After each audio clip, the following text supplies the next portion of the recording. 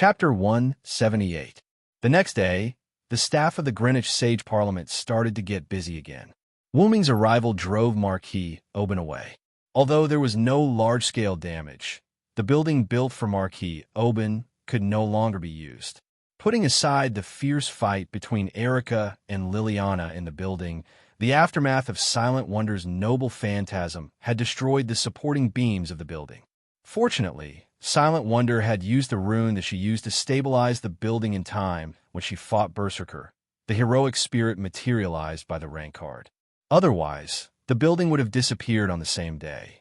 By the way, because Wooming and Marquis Oban did not cause much damage, and Marquis Oban's building was not in a bustling area, the Greenwich Sage Parliament simply used the building's shoddy construction as a cover and successfully covered it up without causing a commotion. In addition to covering up the truth, the Greenwich Sage Parliament also had to prepare a residence for the remaining Godslayer, namely Wooming. If the king were to casually stay in a hotel, not to mention whether Wooming would mind, if the other Godslayers found out, the Greenwich Sage Parliament would probably cease to exist. Marquis Oban did not care. After all, he had just been injured after the fight with Wooming. However, Bishop Luo Hao from the east would definitely come knocking on his door. Among the Godslayers, the two most arrogant Godslayers were Marquis Oban and Bishop Luo Hao, who were the two most senior Godslayers. Therefore, the Greenwich Sage Parliament started to get busy again, building a residence for Wooming. After that, Wooming said, "I'll just stay at Alice's place." Everyone was stunned. Under the strange gazes of almost all the magicians, Wooming and Erica moved to Alice's place with Guyoli. At a certain moment, Wooming sat peacefully on the sofa of a mansion, drinking a cup of tea. Erickson stood behind Wooming in a panic. After a moment, Wooming spoke. "Are you that worried about me, Miss Erickson?" Wooming turned his head and glanced at Erickson, who was in a suit. How could that be? Your Majesty, I have no intention of belittling you." Erickson hurriedly knelt down on one knee. Wooming sighed helplessly. "I won't do anything to Alice. Don't worry." Wooming said so because a few days ago, Wooming directly entered Alice's boudoir while Erickson was weeping in despair and fear. After that, Wooming directly entered Alice's boudoir, closed the door, and stayed there for a few hours. When a man who could be said to be the most powerful man and a very beautiful woman stayed in the same room for a few hours, the result was naturally obvious. Somehow, the news leaked, and almost the entire magic world knew that Wooming, the seventh Godslayer, the King of Disobedience, and Princess Alice, the daughter of Duke Godding and the White Witch, were married. That lord is really swift and decisive. This was the general impression that all the magicians had of Wooming, the Godslayer. But in fact, Wooming entered Alice's room only to protect her. Of course, in order to increase efficiency, Wooming chose not to protect her forehead this time, but to deepen their relationship more intimately. Of course, this was also because Alice didn't reject it, so Silent Wonder acted this way. And Erica, who knew that this was a serious matter, didn't stop Wooming. However, she didn't look too happy. After all, there was no saying that the cow that came first would eat the grass later. Ahem. Back to the topic. After Wooming protected Alice for a long time and kissed Wooming for a long time, Alice's cheeks were abnormally red, and then Alice fell asleep because her body received a lot of energy. So, Wooming sat by Alice's bed, took out the Nameless Spellbook from Dragonist, and read it. After all, the spells in the Nameless Spellbook were endless. Even Wooming, as its owner, couldn't master all of them. He could only search for a certain spell when he needed it. In this way, Wooming stayed in Alice's room for a few hours, which led to the wrong relationship between Wooming and Alice being spread all over the magic world. Thinking of Alice's flushed face when she woke up a few hours later, Wooming's lips curled up into a smile. It could be said that it was precisely because Alice fell asleep while kissing and blushed that Erickson was more convinced of their relationship. Later, on the grounds that, although the two of you are close, it's still inappropriate to do things during the day, she was actually afraid that her master would be taken advantage of again, so she stayed beside Wooming to supervise him. Seeing Erickson hurriedly kneeling on one knee, Wu-ming was playful. Since you already know my relationship with Alice, why should I be stingy for a while? Huh? Erickson raised her head in a panic and looked at Wu-ming. In other words, I can enjoy all this with Alice at night, Miss Erickson. Wu-ming squinted his eyes and smiled ambiguously. Although her face was a little flushed, Erickson was indeed Alice's personal servant. She could still maintain a calm expression. Okay, I'll stop teasing you. Wu-ming looked at Erickson, whose expression didn't change much, and said a little disinterestedly, by the way, Alice and the others should be back soon. Wu-ming looked at the time and calculated that Alice and the others who went shopping should be back soon. Because of Wu-ming's protection, Alice's body became like a normal person. This was great news for Alice, who couldn't leave the mansion at will and could only use her ghost body. Alice, who was very happy, gracefully kissed Wu-ming and then happily went shopping with Erica. He could only say, "Speak of the devil." As soon as Wu-ming finished his words, the door of the house was opened. Alice and Erica came in, dressed with dignity and grace. How was it? Did you have fun shopping? Although he asked this question, Wu-ming still saw the answer in Alice's eyes. Well, thank you very much, Master Wu-ming. Alice bowed to Wu-ming again. There's no need. Now that everyone knows about our relationship, why are you still being so polite? Wu-ming teased. That's true. Then, please take care of me in the future, Master Wu-ming. Alice smiled happily. Erickson's face became even more distressed. At this moment, she was sad for her master who was involved with the God-Slayer. There would be a lot of dangerous things in the future. Ahem, my king, Mariguchi Yuri has been safely sent back to Japan. The History Editing Committee of the local Magic Association has successfully protected him. Erica interrupted the strange atmosphere between Alice and Wu-ming. Chapter 179. Seeing that they were getting down to business, Wu-ming and Alice did not continue. Facing two kings at the same time, that which must be scared.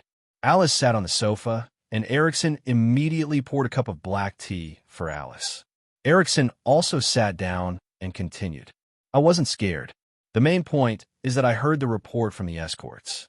When Wanligu woke up, he asked where our king went. It seems that our king has once again captured the heart of a young girl. Erickson looked at Wu-ming with a teasing look. Wu-ming smiled indifferently. Let's stop joking. How is Marquis Woban now? According to the intelligence of the Sage Parliament, the Marquis immediately returned to his base in the Balkans after the battle with you, and then there was no news of him. Alice put down the teacup, put her hands on her lower abdomen, and looked at Wu-ming elegantly. He used the resurrection authority, so he should not be able to move for a while. Let's not worry about him for now. Wu-ming crossed his arms and thought for a moment. After all, the restrictions of the resurrection authority were not so easy to break. Even Wu-ming's vitality, incarnation, which had become a noble phantasm, had restrictions that prevented it from being used for a period of time after the resurrection. After all, it was a complete resurrection, and unlike Marquis Wu-ming's resurrection, Wu-ming would recover to his full state after the resurrection. Let's leave it at that for now. Wu-ming looked around at everyone and stood up. I've decided to leave England tomorrow and go to Japan. Wu-ming's sudden departure made Alice a little worried. Are you going to verify the contents of the spirit vision? To be honest, Alice was a little worried. After all, the scene she saw was too terrifying. The earth cracked, the sea withered, the volcanoes were ready to erupt, and the sky was filled with smoke and dust. The Divine Sword Envoy and the Divine Sword Envoy were constantly fighting, and destruction was coming. Wu-ming was not worried. He used the divine aura and touched Alice's head. Don't worry, I'll take care of everything. Affected by the holy aura, Alice's heart instantly calmed down. Don't worry, Your Highness Alice. As the first knight of Wu-ming, I'll keep an eye on the king and make sure he doesn't run off. Erica comforted her.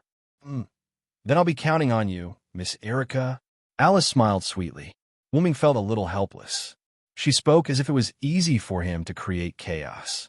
But it was clear that the God-Slayers had the constitution to create trouble. That night, almost everyone was asleep, including Wu-ming. Suddenly, Wuming opened his eyes and looked in front of him. Aloli was lying on Wuming's body. "What are you doing here?" Wuming was puzzled when he saw Athena's black pupils. However, Wuming did not see any fighting spirit in Athena's eyes, so he did not put up any defensive measures. No matter what, they were both gods of disobedience in principle, and both of them were related to the dragon snake god. In fact, there was no need for them to fight to the death. To be able to wake up the moment I arrived, it seems that you haven't fallen during this period of time, my compatriot. Athena's magnetic voice reached Wuming's ears. Her snake-like eyes revealed a satisfied look of approval.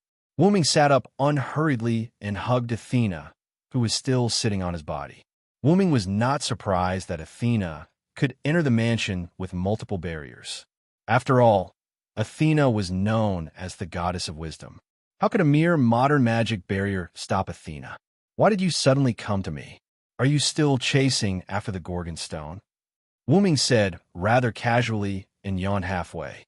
For some reason, Wuming felt a sense of familiarity with Athena, so he did not fight with her like last time. Athena did not seem to care about being hugged by Wuming. To be exact, she enjoyed Wuming's embrace. Along the way, Athena shifted her body to make herself more comfortable. Athena then looked into Wuming's eyes seriously and said, "Of course, I'm chasing after the snake. Of course I've been chasing after the snake, but I didn't sense the snake's presence this time." Athena was right. The aura of the Gorgon stone had indeed disappeared. To be exact, it was sealed by Wuming. Since Athena retreated, Wuming knew that he would not be able to get in touch with her for the time being. A powerful god relic like the Gorgon stone would not only attract Athena, but Marquis Warban as well. Therefore, Wuming used the advanced sealing spell in the Nameless Spellbook and multiple Lune runes to completely seal the aura of the Gorgon stone.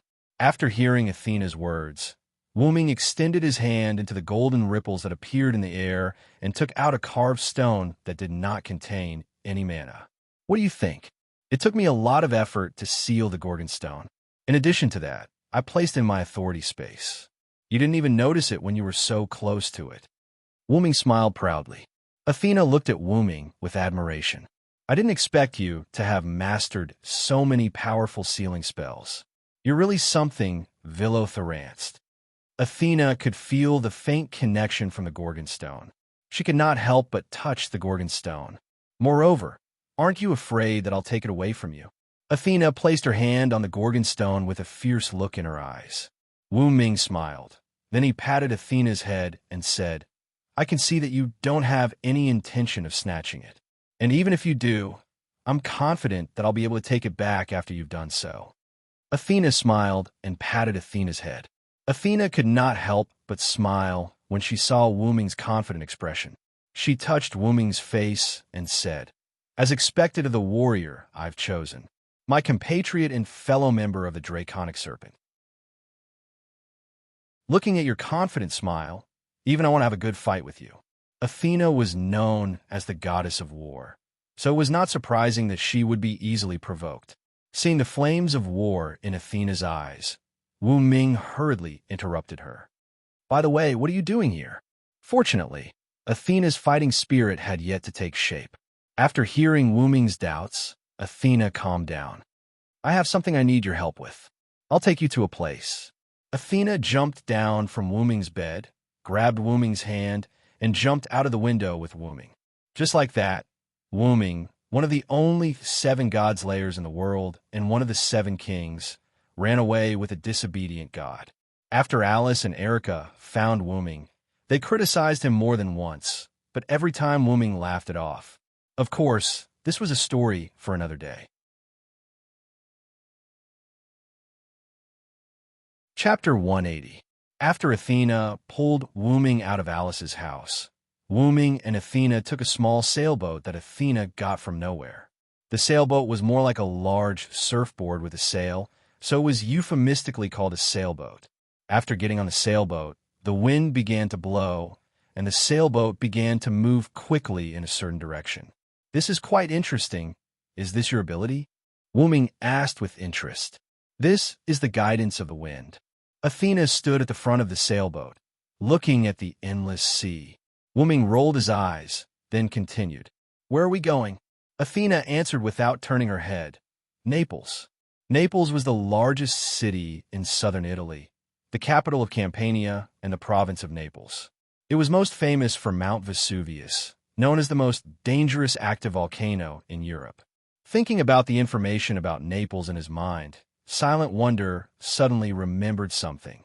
I remember, it seems that Gorgon stone was excavated in Naples. Wuming didn't believe that it had nothing to do with Gorgon stone. Wuming looked at Athena and motioned her to explain. Athena turned her head and smiled wickedly.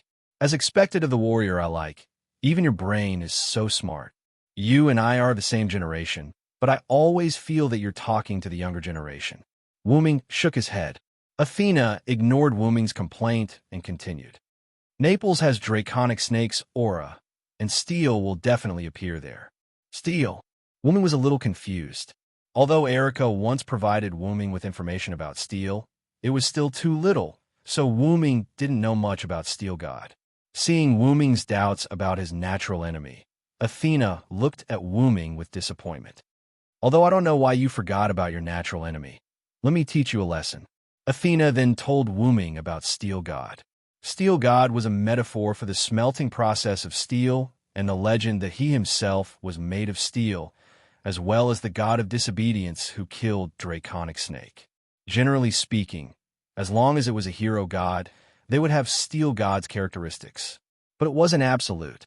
Generally speaking, the god of steel referred to the hero god, but most of the hero gods and non-hero gods with steel characteristics usually got their steel characteristics from the deeds of slaying Dragon Serpent. In that case, their steel characteristics would be particularly rare. Steel God's characteristics should have steel's smelting process and the legend that he himself was made of steel. The god of disobedience. Steel God and the God Slayer were natural enemies. As long as they fought each other, Steel God would become stronger, and the God Slayer would become fanatical and warlike. In addition, Steel God and the god of disobedience related to Draconic Snake were also natural enemies.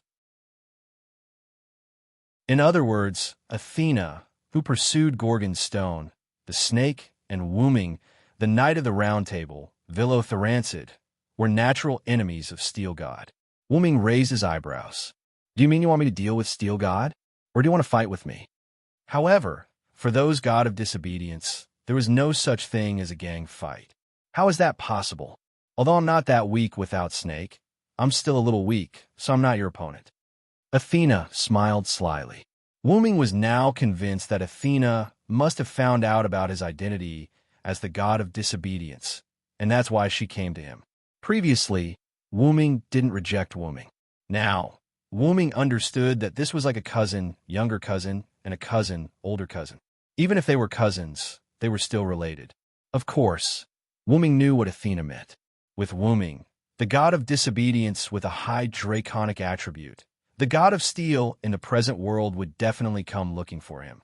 Wuming believed that the god of disobedience with steel attribute would not let him go, no matter what, Athena, who lacked a snake, or the Draconic Serpent and the God Slayer, would not let him go. But that's not bad. I haven't seen the god of steel yet. This is a good opportunity to see him. Wuming's mouth raised again.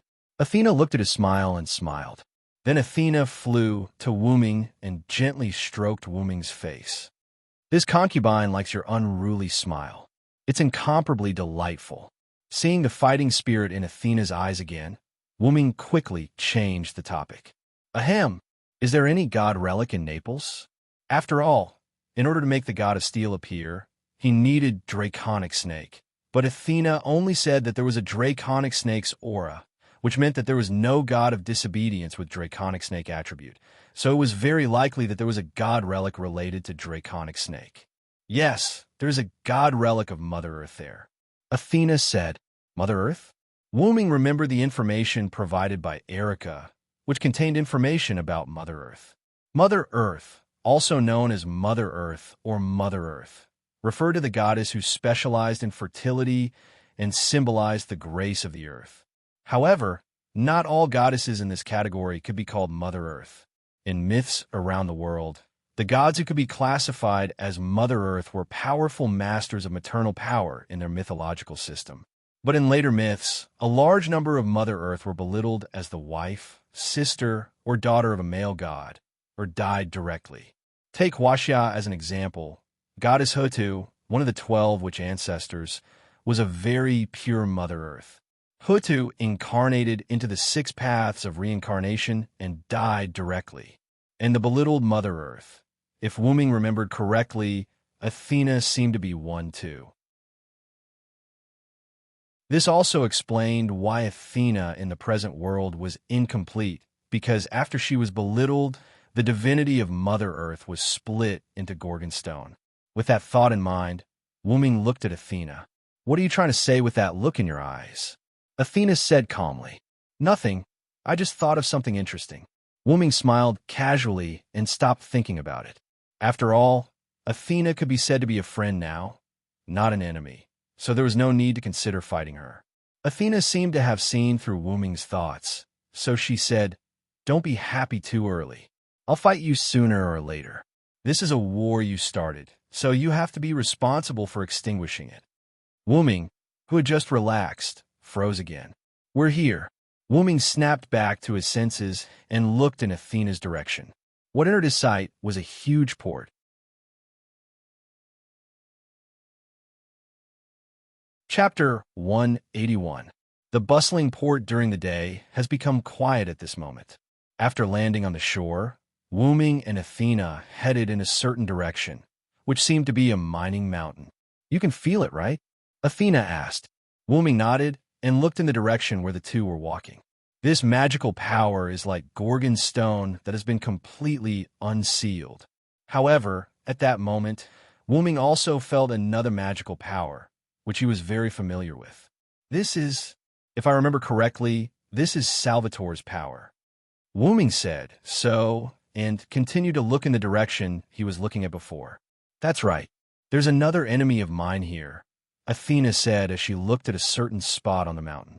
Wu Ming felt the power that Salvatore used during the battle, the silver arm that could split everything. The Sage Council of Greenwich called it Silver Arm the Ripper. Wu Ming had a bad feeling. If that idiot is here, it seems that this battle with the God of Steel is inevitable. As soon as Wu Ming finished speaking, a huge magical power rose from somewhere in the mountain, and a huge beam of light illuminated the entire port of Naples. Then, in the eyes of Wu Ming and Athena, the huge magical power began to condense, and finally formed a huge western dragon. The draconic snake has appeared, and the God of Steel should be nearby. Athena explained to Wu Ming. "I see. Let's hurry up and deal with the God of Steel. Although I'm not human and don't need to sleep, I can't change my habit." Wu Ming yawned and then ran in the direction of the dragon. Athena, on the other hand, watched as Wu Ming left. She spread her owl wings and followed after him. At the top of Mount Vesuvius, the crater, a young Caucasian man with blonde hair stood at the crater of the volcano. He was dressed in an elegant white suit and looked down at the giant dragon flying above Naples. "So that's how it is. The God of Steel appeared because of the serpent." After saying that, the man jumped. "Nay!" A white-winged Pegasus flew over from nowhere, and the man jumped on the Pegasus' back. "Nay!" The Pegasus flew toward the dragon with the man on its back. At that moment, the blond man and Wu Ming rushed toward the dragon serpent at the same time. The dark green dragon flapped its wings and soared into the sky. Its wild eyes scanned the surroundings as if it was curious about the surrounding buildings. At that moment, the blond man came to the dragon's head. "Evil dragon, today I, the hero, Perseus, will kill you." Like a hero slaughtering an evil dragon in a fairy tale, Perseus condensed a long blade in his hand and charged towards the giant dragon. Roar! The dragon was unwilling to be outdone. After roaring, it rushed toward Perseus. However, with the God of Steel's attribute, the dragon was bound to be at a disadvantage against Perseus. Not to mention, the dragon was just a divine beast, while Perseus was a God of Steel. Roar! A huge saber light flashed, and the dragon roared in pain. A bone-revealing wound appeared on its body, and blood flowed out. The dragon roared and fell to the ground, making a loud noise. Roar! Roar! The giant dragon let out a sorrowful cry, as if it had foreseen its end. Its cry was very tragic. However, the god of steel would not let it go. Today, the hero, Perseus, will kill the dragon again. Perseus said very confidently, then raised the long sword in his hand and slashed toward the dragon. Please wait a minute. A girl's voice came. Perseus stopped what he was doing and turned around when he heard the melodious voice of a young girl. What a beautiful girl. This is very consistent with the story of killing the dragon to save the princess. Perseus smiled happily. If Wuming was here, he would definitely recognize the girl in front of Perseus. She was Liliana Kranikar, who left alone after Marquis Warband was defeated. Great Lord, please show mercy. This dragon is condensed from the magical power of the Neapolitan spiritual vein. If you kill it, it will cause irreversible damage to the Neapolitan spiritual vein. Liliana knelt on one knee and looked at Perseus with a serious face, hoping that the god could show mercy. However, since Perseus had appeared as the god of disobedience, he would not listen to the opinions of humans. How can that be? Young man, this is a dragon, an existence that must be killed. I have made up my mind. Back down, girl. With that said, Perseus raised his long saber again and slashed at the dragon. Swoosh! The sword flashed, and one of the dragon's wings was cut off by Perseus. Roar! The dragon howled weakly. Please wait a minute. Liliana rushed to Perseus. I said, back down, girl. With Perseus's words, there was also a magical impact that repelled Liliana. Ah, Liliana was sent flying, but she did not feel the coldness of the ground. Then, Liliana opened her closed eyes. Yo, Miss Liliana. Wuming held Liliana and stood steadily on the ground. I'm sorry, King. Liliana reacted as if she had just reacted. She quickly broke free from the arms of Wuming and others and knelt on one knee to salute Wuming. Perseus looked at Wuming with a smile. Oh, you're both my compatriot and my mortal enemy. How interesting. My compatriot refers to the god of disobedience and steel, and my old enemy refers to the god slayer who has the nature of draconic snake. Perseus flicked the bloodstains on his long saber and continued. You are obviously a mixture of draconic snake and steel, but you can clearly distinguish the aura of draconic snake and steel. Both the god of disobedience and the god slayer, both draconic snake and steel, it seems that I have met a big shot, haha. Perseus was excited. Wuming raised his eyebrows and thought, do I still have steel's aura? Why didn't Athena tell me? Wuming, who was not a native of this world, could not accurately distinguish the aura of draconic snake and steel, not to mention that the identity of draconic snake and steel was imposed on Wuming by this world. However, thinking about it carefully, Villotharan seed did indeed have the dual attributes of steel and draconic snake. First, the mysterious identity of a legendary dragon. It could be said that Villotharan seed was the god of draconic snake. Second, Villotharan seed did have the legend of forging Silver, and Villo also had a close relationship with King Arthur, who was also steel and draconic snake, so it was not wrong for him to have steel's attribute. But even if it was not draconic snake and steel, would Wuming not care about it? The answer was no. Who cares? With that thought in mind, Wuming said to Perseus, I'm really sorry. Due to the willful request of a certain goddess, I have no choice but to come and fight you. With that said, Wuming pointed at the gigantic dragon behind him who looked like a trembling puppy. Huh? A certain goddess? Liliana was a little surprised. At this time, Athena flew in front of the dragon. You are really rude, god of steel. Athena touched the dragon, and then the dragon turned into pure energy and was injected into Athena's body. So that's how it is. The goddess of earth and draconic snake's hero. What a good combination. Perseus smiled elegantly. So, I have to deal with two opponents this time. Although he was surrounded, Perseus still said arrogantly, how can that be? Of course, it's my hero who will fight you. I'm looking forward to this duel. Athena smiled slyly. Wu Ming shrugged his shoulders casually, then looked at Perseus. As you can see, there's no time to lose. Hurry up, I still want to sleep. Seeing Wu Ming yawning and looking down on him, Perseus was a little annoyed. It seems that I have been underestimated. I have to teach you a lesson, my old enemy.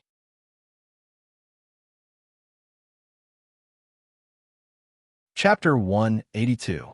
Perseus charged forward with his sword and swung it at Wu Ming. Wu Ming, on the other hand, did not even look at it. He extended his hand and grabbed it directly. What? No matter what, Perseus was a god, and the weapon he used was a god relic. No matter how strong his body was as a god slayer and a god of disobedience, it was illogical for him to grab a white sword with one hand. All right, it was magical. As expected, my body is strong enough to resist a god relic now that I've become a god slayer. Wu Ming smiled as he grabbed Perseus' sword as if he had expected it, as expected of a top dragon snake. It's not unreasonable for him to have such a powerful armor. Perseus immediately let go of the long sword in his hand and leaped backward. At that moment, Athena, who was standing behind Perseus, had already left. Perseus materialized a bow and immediately pulled the bow fully. A seemingly ordinary arrow was shot at Wu Ming. Along the way, a powerful force exploded from the arrow. Like a dragon, it charged at Wu Ming. Wu Ming tossed the long sword in his hand away. The long sword turned into mana and disappeared. Wu Ming said to Liliana directly, "This isn't something you can get involved in. Step back a little." Although Liliana was a little hesitant, she still listened to Wu Ming. "Yes, Your Majesty. Please control your power a little and try your best to reduce the damage to Naples." Subsequently, Liliana realized that her words were a little rude to the god slayer who was a king. She immediately knelt on one knee. Please forgive me." Liliana said something that crossed the line. "Please punish me, Your Majesty," Liliana said with a blush on her face. Looking at the adorable Liliana, Wu Ming could not bring himself to blame her. Subsequently, Wu Ming immediately took out the X silver from the golden ripple. Bang! Wu Ming casually waved his hand, and the huge mana arrow was neutralized by X silver's mana impact. "All right, I'll pardon you. Back off a little and protect yourself first." After saying that, Wu Ming ignored Liliana, and Wu Ming extended his left hand to Perseus. "Please, Enkidu." Wu Ming once again woke up Enkidu, who had fallen asleep because Wu Ming wanted a rest. "Yes, leave it to me, Lord Wu Ming." A golden chain appeared on Wu Ming's left hand. The golden chain slid at a speed visible to the naked eye. Then, it wrapped around Perseus before he could react. "Oomph. You want to trap my hero Perseus with mere chains?" Perseus tried to struggle, but he couldn't break free. Not to mention breaking free, these strange golden chains were getting tighter and tighter. "What is this? Is this a weapon against gods?" Perseus couldn't help but ask. Wu Ming was still in a leisurely mood. He slowly walked up to Perseus and said, "This is Enkidu, the heaven lock that is specially used to deal with gods. I think even you should have heard of it." Looking at Wu Ming, who was getting closer and closer, Perseus broke out in a cold sweat. "Is it a weapon against gods in the Sumer divine system? I don't think this is the authority you obtained from killing gods. I really didn't expect that you, a Celtic god, actually have a treasure from the Sumer divine system. I'm really getting more and more curious about you." Wu Ming stopped when he was still some distance away from Perseus. "So, are you ready to return to mythology, Perseus? I'm the strongest, and I hold all victory in my hands. No matter if it's a human or a demon, I'm the one who defeats all enemies' hostility. I will defeat any enemy that blocks my way. Giants with unparalleled divine power, please give me your aid." As the words were spoken, the long pointer on the stone plate in Wu Ming's inner world suddenly turned and pointed to the 2 o'clock direction. It was the stone plate that depicted a giant that towered into the sky. Then a huge golden giant phantom appeared and enveloped Wu Ming. "Thou hast violated the contract and brought evil to the world. Lord's Day, sinners will be punished. Shatter their backs, dig out their bones, hair, and brains, and trample on their blood and mud. If I'm the one who can't get close to the darkness, I'll follow the Lord's words and destroy thee. The short pointer on the stone plate pointed to the 5 o'clock direction. The small stone plate lit up, and the small stone plate that lit up was engraved with a portrait that looked like a black hole that absorbed everything. In an instant, the giant changed color from the original gold to red, and its entire body was surrounded by the aura of annihilation. The land around Wuming began to disappear bit by bit. As if sensing something, the light behind Perseus shone brightly and illuminated Wuming. However, this was of no use. The giant moved according to Wuming's thoughts. It raised its hand and caught the mythical beast that was flying in the sky, Pegasus, and then crushed it. Nay, Pegasus let out a mournful cry and died in the giant's red palm. Even the mana that had disappeared was devoured by the red palm and wiped out completely. Why? That's obviously the power of Welslana. How can it not be sealed? Perseus was shocked. Of course, Wuming would not tell him that it was a noble relic that was sublimated from the combination of Welslana and Mecker's powers. 12 powers, God's killer level, EX type, human noble relic distance, 1 maximum catch.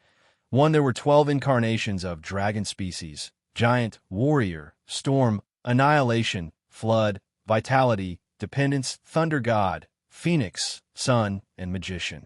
Each incarnation was comparable to a noble relic. It was the upgraded version of the power that came from killing the god's clones. It had become Wuming's own thing. I don't have the idea of a villain telling the protagonist about his ability. You can return to the myth in confusion. With that, the giant's shadow held Perseus. Damn it. Ah. Damn God Slayer. Damn snake. Perseus roared and struggled frantically, but he could not break free from the lock of heaven, Enkidu, the one with the power of annihilation. Kill him with one blow, shatter, and annihilate him. Chanting again, the red giant burst out a dark red light, and the hand that was holding Perseus clenched hard. At this point, the famous hero in Greek mythology, Perseus, returned to the myth. Wuming removed the incarnations of giant and annihilation and took back the lock of heaven. Little N, are you okay? Wuming asked with concern. It's okay, Master Wuming, because the attack just now was your noble relic.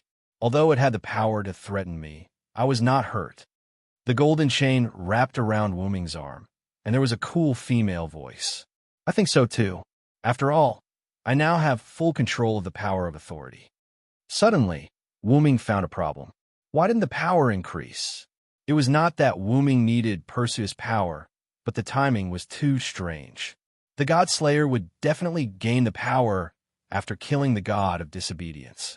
This was the law of Pandora's great curse. Wuming instantly emptied his mind and felt the changes in the surrounding magic. Found it.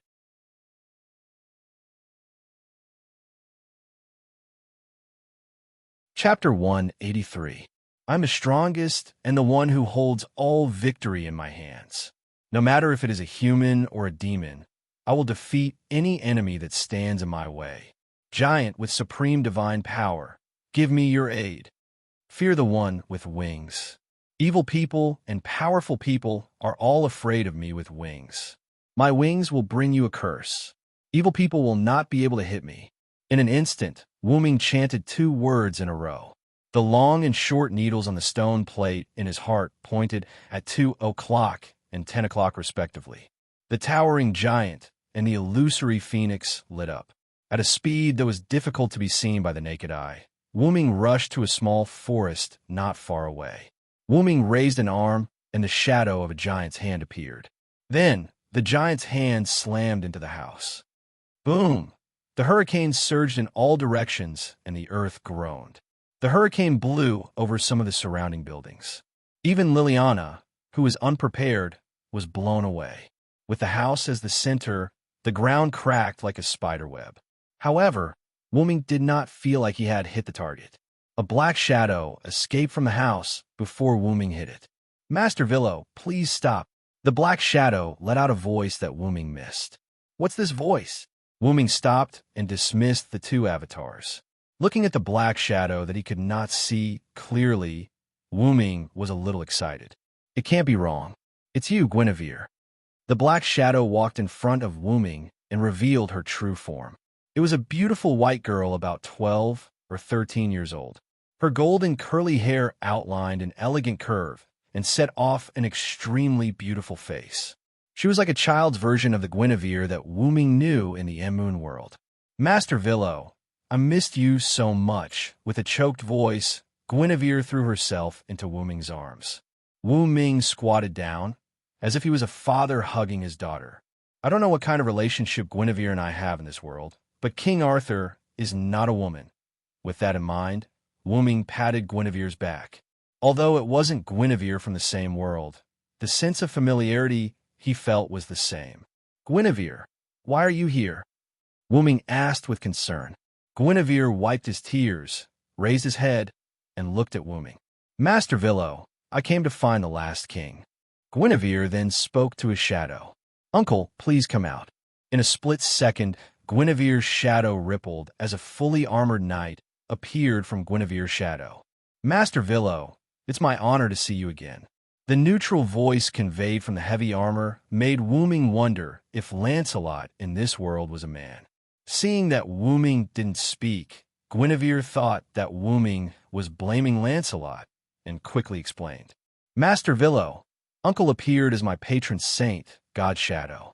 Because of his berserk skill, he lost the memory of the people he knew, and I lost my memory because I reincarnated for too long. I didn't mean to neglect you. If I didn't come in close contact with you, I wouldn't have recognized you. Seeing that Guinevere seemed to have misunderstood something, Wu Ming smiled and shook his head. I don't mean to blame you. I'm just thinking about what you said about the last king. Master Villo, don't you know the last king? I thought you were the last king, Guinevere said with some disappointment. Then Lancelot spoke. Lord Varen, Wu Hou's daughter came here for the strongest steel god. We want to use the dragon snake to lure the last king out. After a brief description, Wu Ming understood Guinevere and Lancelot's plan. Both of them had their own mission to find the last king and liberate the strongest steel. However, neither of them knew the identity of the last king, so they could only keep looking for him. The easiest way to find steel was to liberate Dragon Snake. Therefore, Hera's stone pillar under the ruins of Naples became a good tool to use. However, Salvatore was an unexpected guest. Salvatore was knocked out in a fight with Wu Ming, so Salvatore, who felt that he had not fought enough, found this relic in Italy. It was the Hera's stone pillar.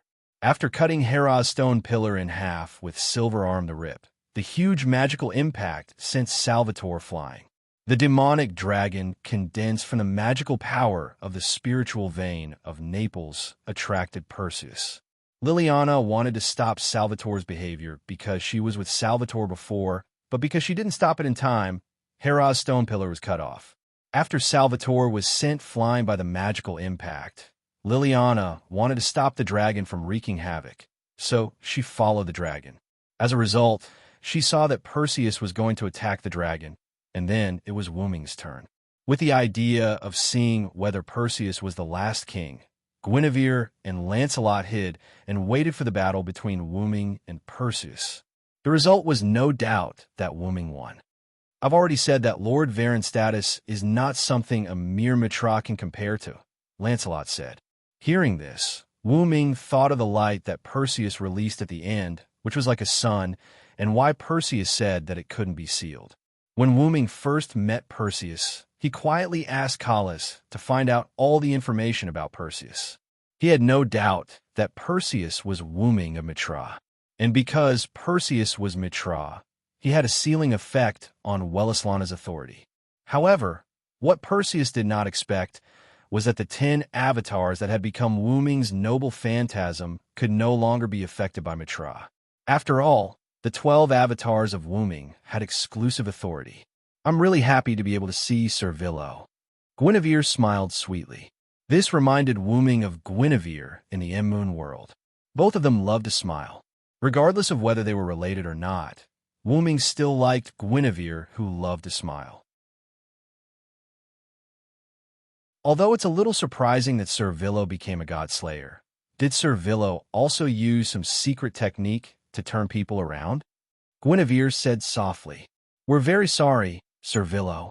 Since you become a godslayer, you definitely won't be the last king. Lancelot continued Guinevere's words.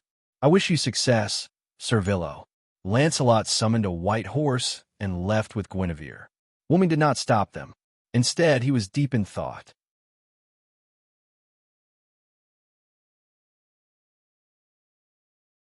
Chapter 184. Wooming stood on the spot and pondered. It was only when Liliana, who was blown away, came back to Wooming that Wooming reacted. My king, are you all right? Liliana asked worriedly. Although Liliana was puzzled when Wooming attacked the forest, she saw a figure dodging Wooming's attack the moment she was blown away. Liliana was worried that Wooming was affected by an unknown mysterious person. That was why she was so worried. After all, he was the king. I'm fine. After Wooming came back to his senses, he remembered something.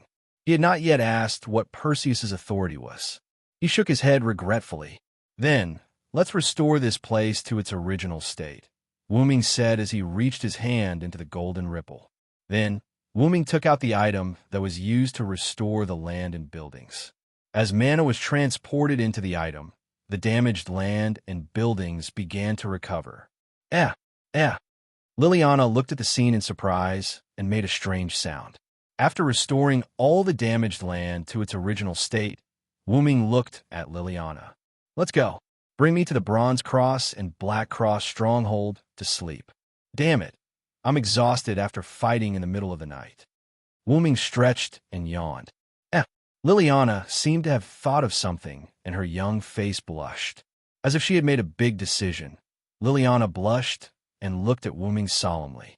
I understand. If I can appease the king's anger, then I can... At the end of her sentence, Liliana's voice was completely inaudible. Wooming looked strangely at Liliana, who had turned into a mosquito coil with smoke coming out of her head. Then he knocked on her head. All right, bring me to the Bronze Cross stronghold first. Yes.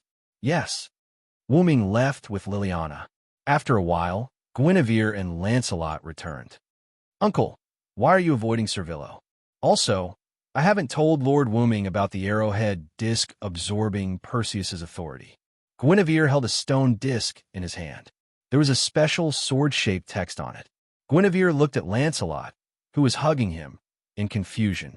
That's right, Wooming didn't obtain authority after killing Perseus because of the stone disc in Guinevere's hand. That was the treasure of the last king. It had the ability to absorb and use the power of steel. Moreover, Lancelot was indeed avoiding Wooming. This was something that Wooming could see.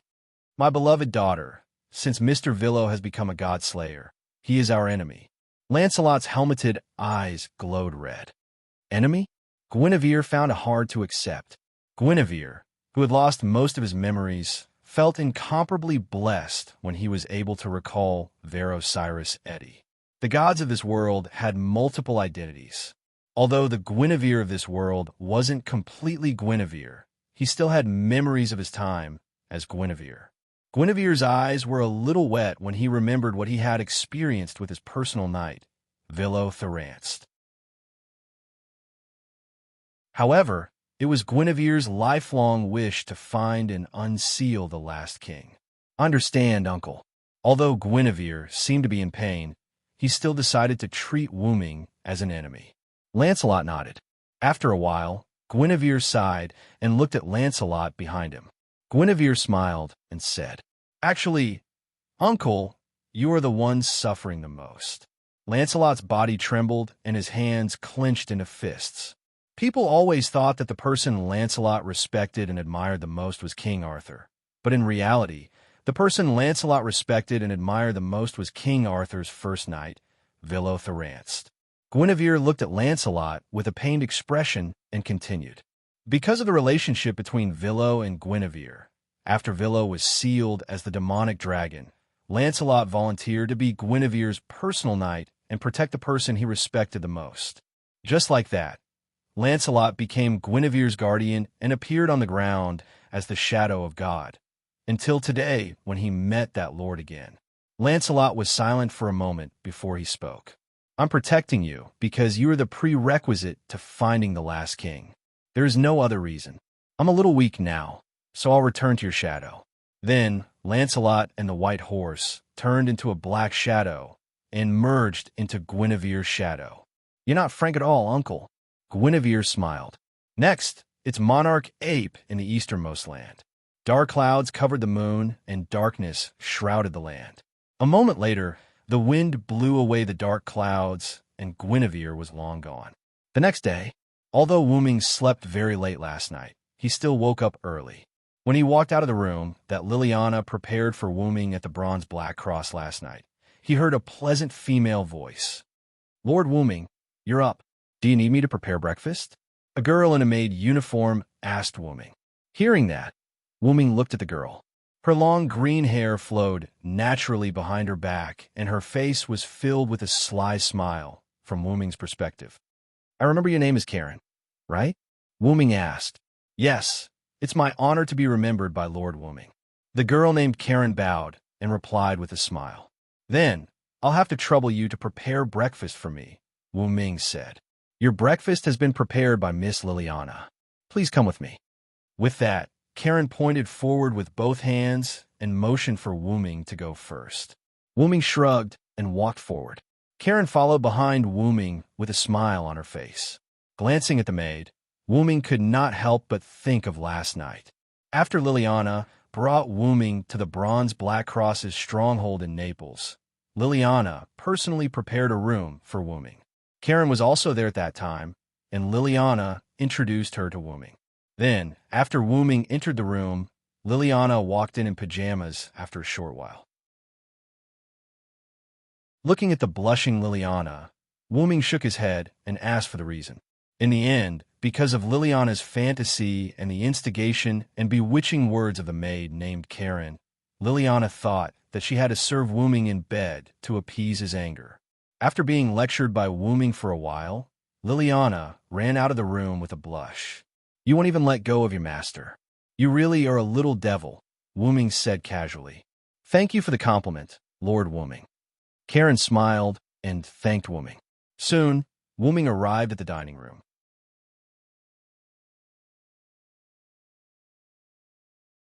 Chapter 185. When he pushed open the door of the restaurant, what he saw was not the luxurious feast that Wuming had imagined. Instead, it was an extremely simple Italian breakfast. Sandwiches, sausages, fried eggs, bread, and a cup of coffee. It was simple and sumptuous. Seeing Wuming's stunned expression, Liliana, who was standing at the side, was a little flustered. Because I don't know what you like, King. However, I heard that you're the British god of disobedience, so I tried to make some British breakfast food. Looking at Liliana, who was a little embarrassed, Wuming laughed heartily. Ha ha! Liliana was frightened by Wuming's laughter, while Karen was secretly laughing. She had already heard that there was no dissatisfaction in this laughter, only happiness. Sorry, because every time I'm served by others, it's an extremely sumptuous banquet, so I'm not used to such dullness. Then, Wuming walked to the table and sat down. However, although this food is simple, it feels sumptuous. I'm very satisfied, Liliana. Liliana heaved a sigh of relief and patted her small chest that had just developed. King, it's good that you like it. Wuming took a bite of the fried egg. It was surprisingly not bad. Could it be that Liliana made all these herself? Wuming asked. Why, yes. Liliana's face was slightly red as she said shyly. Your culinary skills are really good. Do you want to come and be my knight? Wuming said with a smile. Huh, Liliana exclaimed. It was obvious that she did not react in time. I'm serious. I'm very satisfied with your performance last night. For this land, you launched an attack on Perseus alone. Although you overestimated yourself, this is what a knight should be like. Think about it. Perhaps it was because he had been in Camelot for too long. Wuming had a particularly good impression of people with chivalry. Moreover, she was a beautiful young lady. Cough, cough. Karen walked to Wuming's side and said, I'm sorry, Lord Wuming. I'll go and persuade Miss Liliana. I'll take my leave first. After bowing, Karen brought Liliana out of the restaurant without any explanation. Karen, huh? I remember that you're the trainee witch of the Bronze Black Cross. You really live up to the title of witch. This character, Wooming smiled, then began to enjoy the food again. Outside the door, Karen stood Liliana. Karen, what are you doing? It's rude to leave the king alone. As she spoke, Liliana pretended to go back. Miss Liliana, this is a once-in-a-lifetime opportunity. Liliana. Liliana was Liliana, and LL. Our Bronze Black Cross and Red Bronze Black Cross are the two biggest magic associations in Italy. We used to have equal status. In the end, Lady Erica Brantley sought refuge with Lord Wooming. Our Bronze Black Cross has gradually declined. Karen turned around and continued. Also, because of your incompetence, Marquis Wobbin also thought that you're dead. If Lord Marquis finds out that you're still alive, he'll go and look for you. Who knows what this eccentric Lord Marquis will do? Liliana's body trembled. For example, the Bronze Black Cross of Destruction, the original plan was for you to seek refuge with Minister Salvatore, but in the end, you lost him. Last night, because Salvatore Tony slashed open the god relic Herod's stone pillar, he was swept away by the huge magic impact. Moreover, Lord Wooming requested to bring him to the Bronze Black Cross foothold, so Liliana missed the King of Swords. Didn't you want to give yourself to the King of Disobedience yesterday? Why don't you seek refuge with him? Liliana blushed again as she spoke to this point. It's all because of you. Otherwise, why would I misinterpret the king's words? Liliana pointed at Karen with a blushing face. Don't you think this is fated, Ms. Liliana? Karen smiled faintly. Fated? Fated? Liliana could not react in time. Karen smiled cunningly and continued to explain. On the night of the disaster, the hero and the heroine met under the moon. The hero defeated the evil opponent and brought the heroine home safely. As Karen's words bewitched her, Liliana, who was delusional, began to fantasize with a blushing face. Ms. Liliana? Karen interrupted Liliana's fantasy. After snapping back to her senses, Liliana coughed with a blushing face. Cough. Looking at the current situation, that's the only way. Oh, Ms. Liliana, you're not frank at all. Looking at Karen's mocking smile, Liliana was like an angry kitten. At this moment, a voice sounded. How is it? Have you thought it through? Wooming stood beside the two girls and said, When? Both Liliana and Karen were shocked. After snapping back to her senses, Liliana knelt on one knee. Liliana Kranikar, I offer my everything to the king of God-slayers. I will turn into a sharp sword and cut through all enemies that block the path of the king. Just like that, Liliana became Wooming's knight. So, this is your excuse to take advantage of my absence. Erica looked at the serious Liliana and was a little displeased. The next day, Erica found that Wooming was missing, so she urgently contacted Wooming. After learning that Wooming was in Naples, she immediately rushed over. And no choice. I came because I saw that Lord Wooming needs talents around him. After all, how can the king not have a servant who knows how to cook? Liliana blushed a little. Although Erica was right, Liliana would definitely not compromise with her rival. Oh, is that so? Then Lily, as the head chef, you could prepare food for the king in the rear. If there's any battle, Erica Brantley, will take care of it. What? Damn, Erica, I am the king's knight. Preparing food for the king is just a side job. Oh, you don't care about preparing food for the king. This is the dream of many people. It seems that, Lily, you still underestimate the king too much. How could that be? I didn't mean that.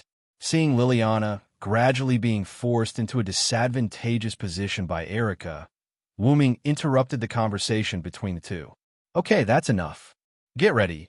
We will go to Japan tomorrow. Go to Japan? Why so suddenly? Liliana was puzzled. After all, the original plan was to go to Japan. Wooming was dragged here by Athena, and Liliana had just become Wooming's knight. It was normal that she didn't know the truth. After Erica told her about Alice's spirit vision prophecy, Liliana also understood the seriousness of the matter. I see. The last king of the strongest steel is in Japan. Since my lord wants to go, then, as my lord's knight, Liliana Kranikar will definitely follow. Me too. Erica Brantley swears to follow you to the death, Erica said defiantly. You two are the wielder of the twin swords, Lion's Heart and Silver Master Craftsman. Can't you two get along well? Woman complained. The weapons used by the two were the swords of a former Grand Knight. They were originally a pair of magic swords, but because of the death of the Grand Knight, the magic swords were separated. After tossing and turning, they fell into the hands of the Black Cross and the Black Cross, and were then handed over to their respective prodigies. I love Lily very much, Wooming, Erica said with a sly look. Who would believe you, you vixen? Liliana looked angry. Obviously, Erica had tricked Liliana more than once. Erica stopped talking back to Liliana and looked at Wooming. Then, I'll contact the plane to Japan. Liliana also got up and said, I'll go prepare dinner tonight. Then, the two girls left the room. At this moment, Wooming was thinking, where did Athena go?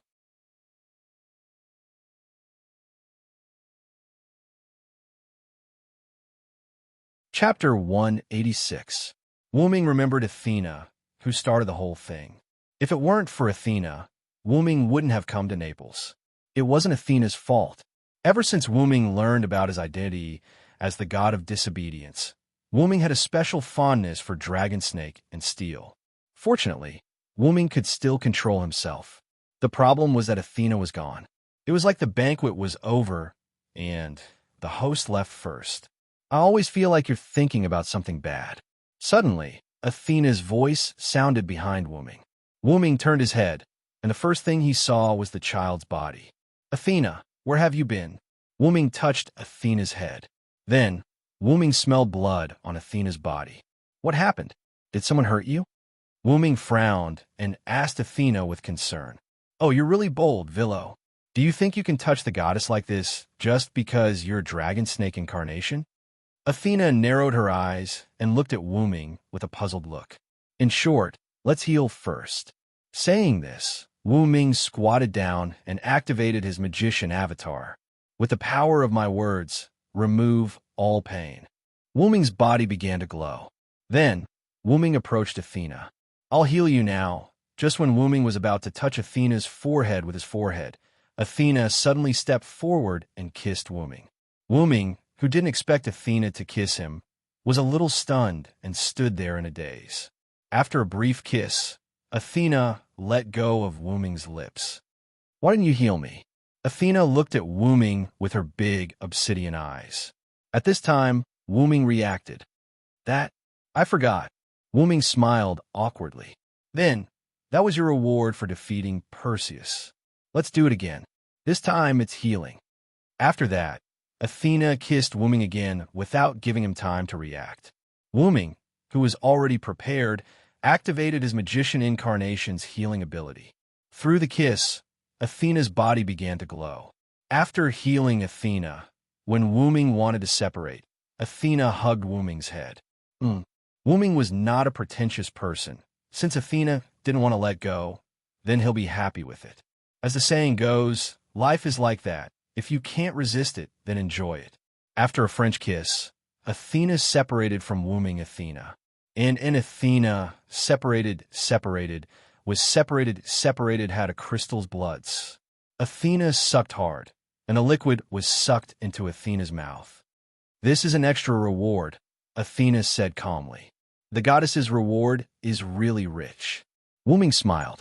Later, Wooming sat on the bed with Athena in his arms. Your injuries were caused by Salvatore, right? Wooming asked. When Wooming treated Athena, Callis detected the residual magic power from the wound. It was Salvatore's magic power. Well, when I was watching the battle, I found another god slayer, so I went to stop him. Athena explained the process to Wooming. After Salvatore was blown away by the magic power generated by Hera's stone pillar, he came to Sardinia. With the idea that he could not miss the battle, Salvatore hurried back to Naples. Originally, When Salvatore noticed that Wu Ming was fighting with Perseus, he wanted to watch the battle, but Athena came. After knowing that the other party was goddess Athena, Salvatore's fighting spirit was ignited again. So the two fought. As a result, Salvatore, who broke out with fighting spirit, used his full strength. Athena, who still had an incomplete divinity, didn't want to fight with Salvatore. She just wanted to stall him, so she was slashed by Salvatore. Although Athena had slightly healed herself, the compatibility between Salvatore's silver arm, the Ripper, and Athena was quite bad. Therefore, for the current Athena, the wound caused by Salvatore's slash could not be completely healed. It's just a minor injury. It doesn't matter. Athena was quite calm. Then, Athena's nose twitched. You met the god ancestor, right? The god ancestor was the form of the Mother Earth after her fall. After the Mother Earth fell into the god ancestor, she lost most of her authority as a god and became able to combine with humans to give birth to offspring. For example, Wanli Guyoli, the witch that Wu Ming saved when he defeated Marquis Warban. A witch like her, who had the rare talent of spirit vision, was the descendant of the god ancestor and human. Wu Ming's newly recruited knight, Liliana Kranikar, also had the spirit vision ability. She was a witch and also the descendant of the god ancestor and human in ancient times. For example, the spirit vision ability of Wanli Guyoli and Liliana was like an atavism. They had special abilities such as seeing through divinity, analyzing God's name, and temporarily foreseeing the future. Alice's spirit vision ability, which could foresee the future for a long time, could be said to be quite powerful. Although this ability was very powerful, more powerful than that of Wanli Guyoli and Liliana, there were also drawbacks. That was a significant decrease in physical fitness. The reason why Liliana could become a knight and fight on the battlefield was that her spirit vision ability was quite weak. Such a weak spirit vision ability gave her a strong physical fitness. For example, Wanli Guyoli's spirit vision could be said to be on the high side. Her physical fitness was inclined to the virtual side. On the other hand, Alice's body was directly affected. Not only was her body sickly weak, but she also couldn't go out for long periods of time. Even standing for a little longer would cause slight damage to Alice's body. She could only walk outside in the form of a ghost. This was the drawback. But compared to the drawbacks, its advantages were coveted by countless magicians. The descendants of the god ancestor like Guinevere had a chance of producing such a talent. You mean Guinevere, right? You know my identity. It's not strange for me to meet Guinevere. Hearing Wu Ming's words, Athena's snake-like eyes flashed with a trace of seriousness. You may not know, but Guinevere, who was able to degenerate into a god ancestor, had a long-cherished wish that couldn't be realized even after several reincarnations. Moreover, you, who have become a god slayer, are completely opposed to the long-cherished wish of the god ancestor. Looking at Athena's obsidian eyes, Wu Ming smiled. So what? So what if it's fate? Didn't we, the god of disobedience, come here to fight against fate? Wu Ming said confidently. Although he was not the god of disobedience in the true sense, he was. I have underestimated you, Vilo Silenst. Thinking about it, only heroes like you can say such words. Athena said as she broke free from Wu Ming's embrace. Since you have said so, I will not stop you. I'll look forward to your new story in Japan. Until we meet again, my compatriot. With that, Athena turned into a black shadow and disappeared into the night.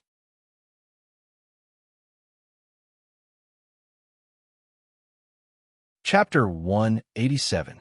The next day, Wu Ming boarded the plane that Erica had arranged for him to fly to Japan. In the first-class cabin, Wu Ming sat on the sofa. Across the table, Erica and Liliana sat across from Wu Ming. I have to say, it's a blessing to have Erica here, Wu Ming said comfortably as he looked at the scenery outside the window. Wu Ming said, although I don't want to admit it, Erica is still the best in this situation, Liliana said with a slightly rosy face. Although I feel that you're saying the same thing about me, Erica Brantery, will accept your compliments. Erica had a proud expression. I hate it when you're like this. You're like a vixen who stole meat. Liliana looked at Erica with resentment. Please call this the pride of a proud lioness. Seeing the two of them at each other's throats again, Wuming smiled. Wuming could not help but recall what Karen and Yaliana had said. You two have a good relationship, Wuming said. Oh, who has a good relationship with her? Even the king can't judge his own knight as he wishes. Liliana retorted with a slightly red face. What are you talking about, Lily? We're very close friends. Erica leaned toward Liliana with a joyful expression. Why you don't come over? You rascal. Erica became even more excited and instantly hugged Liliana. Let's be intimate, Lily. Wah. Just as Erica and Liliana were fooling around, Wuming sensed that something was amiss and frowned. When Erica saw this, she gave up on fooling around with Liliana and looked at the frowning Wuming. What's wrong, Wuming? Did something happen? Wuming stood up and opened the door to the cabin. Erica and Liliana immediately followed him. After exiting, the two of them saw Wuming using his holy aura. Its effect was to make everyone on the plane fall into a deep sleep. Then, Wuming took off the golden dragon horn on his head and gave it to Erica. I've temporarily controlled the entire plane with my magic. Go to the captain's room immediately. She's my subordinate god. Collis will tell you how to control the plane. After controlling the plane, fly according to the route provided by Collis. Miss Erica, Miss Liliana, nice to meet you. As a versatile magic accessory, Collis' database contained all the methods to use modern machinery. This was something that Collis herself had requested, and it seemed that Collis was more interested in these things. Nice to meet you, Liliana replied politely. Erica nodded and looked at Wuming. Is there a new god of disobedience? Well, and it's the god of steel. It seems that I triggered it, Wuming said carefully. It was just like the heroic spirit summoning in the M-Moon world, which required a holy relic to summon a specific heroic spirit. The same was true for the appearance of the god of disobedience in this world. Wuming's divinity as draconic snake attracted the god of steel. It seems that I have to cast some concealment magic on myself in the future. Otherwise, it would be too conspicuous for a god of disobedience to appear in a place. Wuming, Sama, you have to be careful. The god of steel has a restraining effect on you. You must not be careless. Liliana looked at Wuming seriously. I know. Although I'm the god of disobedience, I'm not belligerent. If I can't win, I'll still run. After that, Wuming, who walked to the cabin door, opened it and flew out of the cabin. Let's hurry to the captain's room. Liliana nodded, and then the two of them went to the captain's room. Outside the plane, the whole plane was stuck in time, and Wuming used magic to control it to float in the sky. Compared to being a magician, Wuming preferred to be a fighter. That was why Wuming had been using all sorts of methods to fly, including magic and items. However, people will also improve. Wuming once tried to fly with magic wrapped around his whole body. Although it was a bit awkward, it was still acceptable. Now, Wuming was flying in that way. After noticing that the plane, which had lost control, regained power, Wuming removed the outer layer of magic that made the plane stagnate, and the plane began to fly again. After the plane was almost gone, Wuming turned his head and looked somewhere in the clouds. I'm the strongest to catch all the victors, humans and demons, all enemies, to defeat all hostile people. So I'll break all the enemies in front of me. After using the magic-activated spirit of speech, Wuming's eyes were full of fighting spirit. It's time to come out. Don't let me think that you're afraid of me, unknown god of steel, Wuming provoked. And, just as expected, the god of steel spoke at once at those words. You really dare to say that?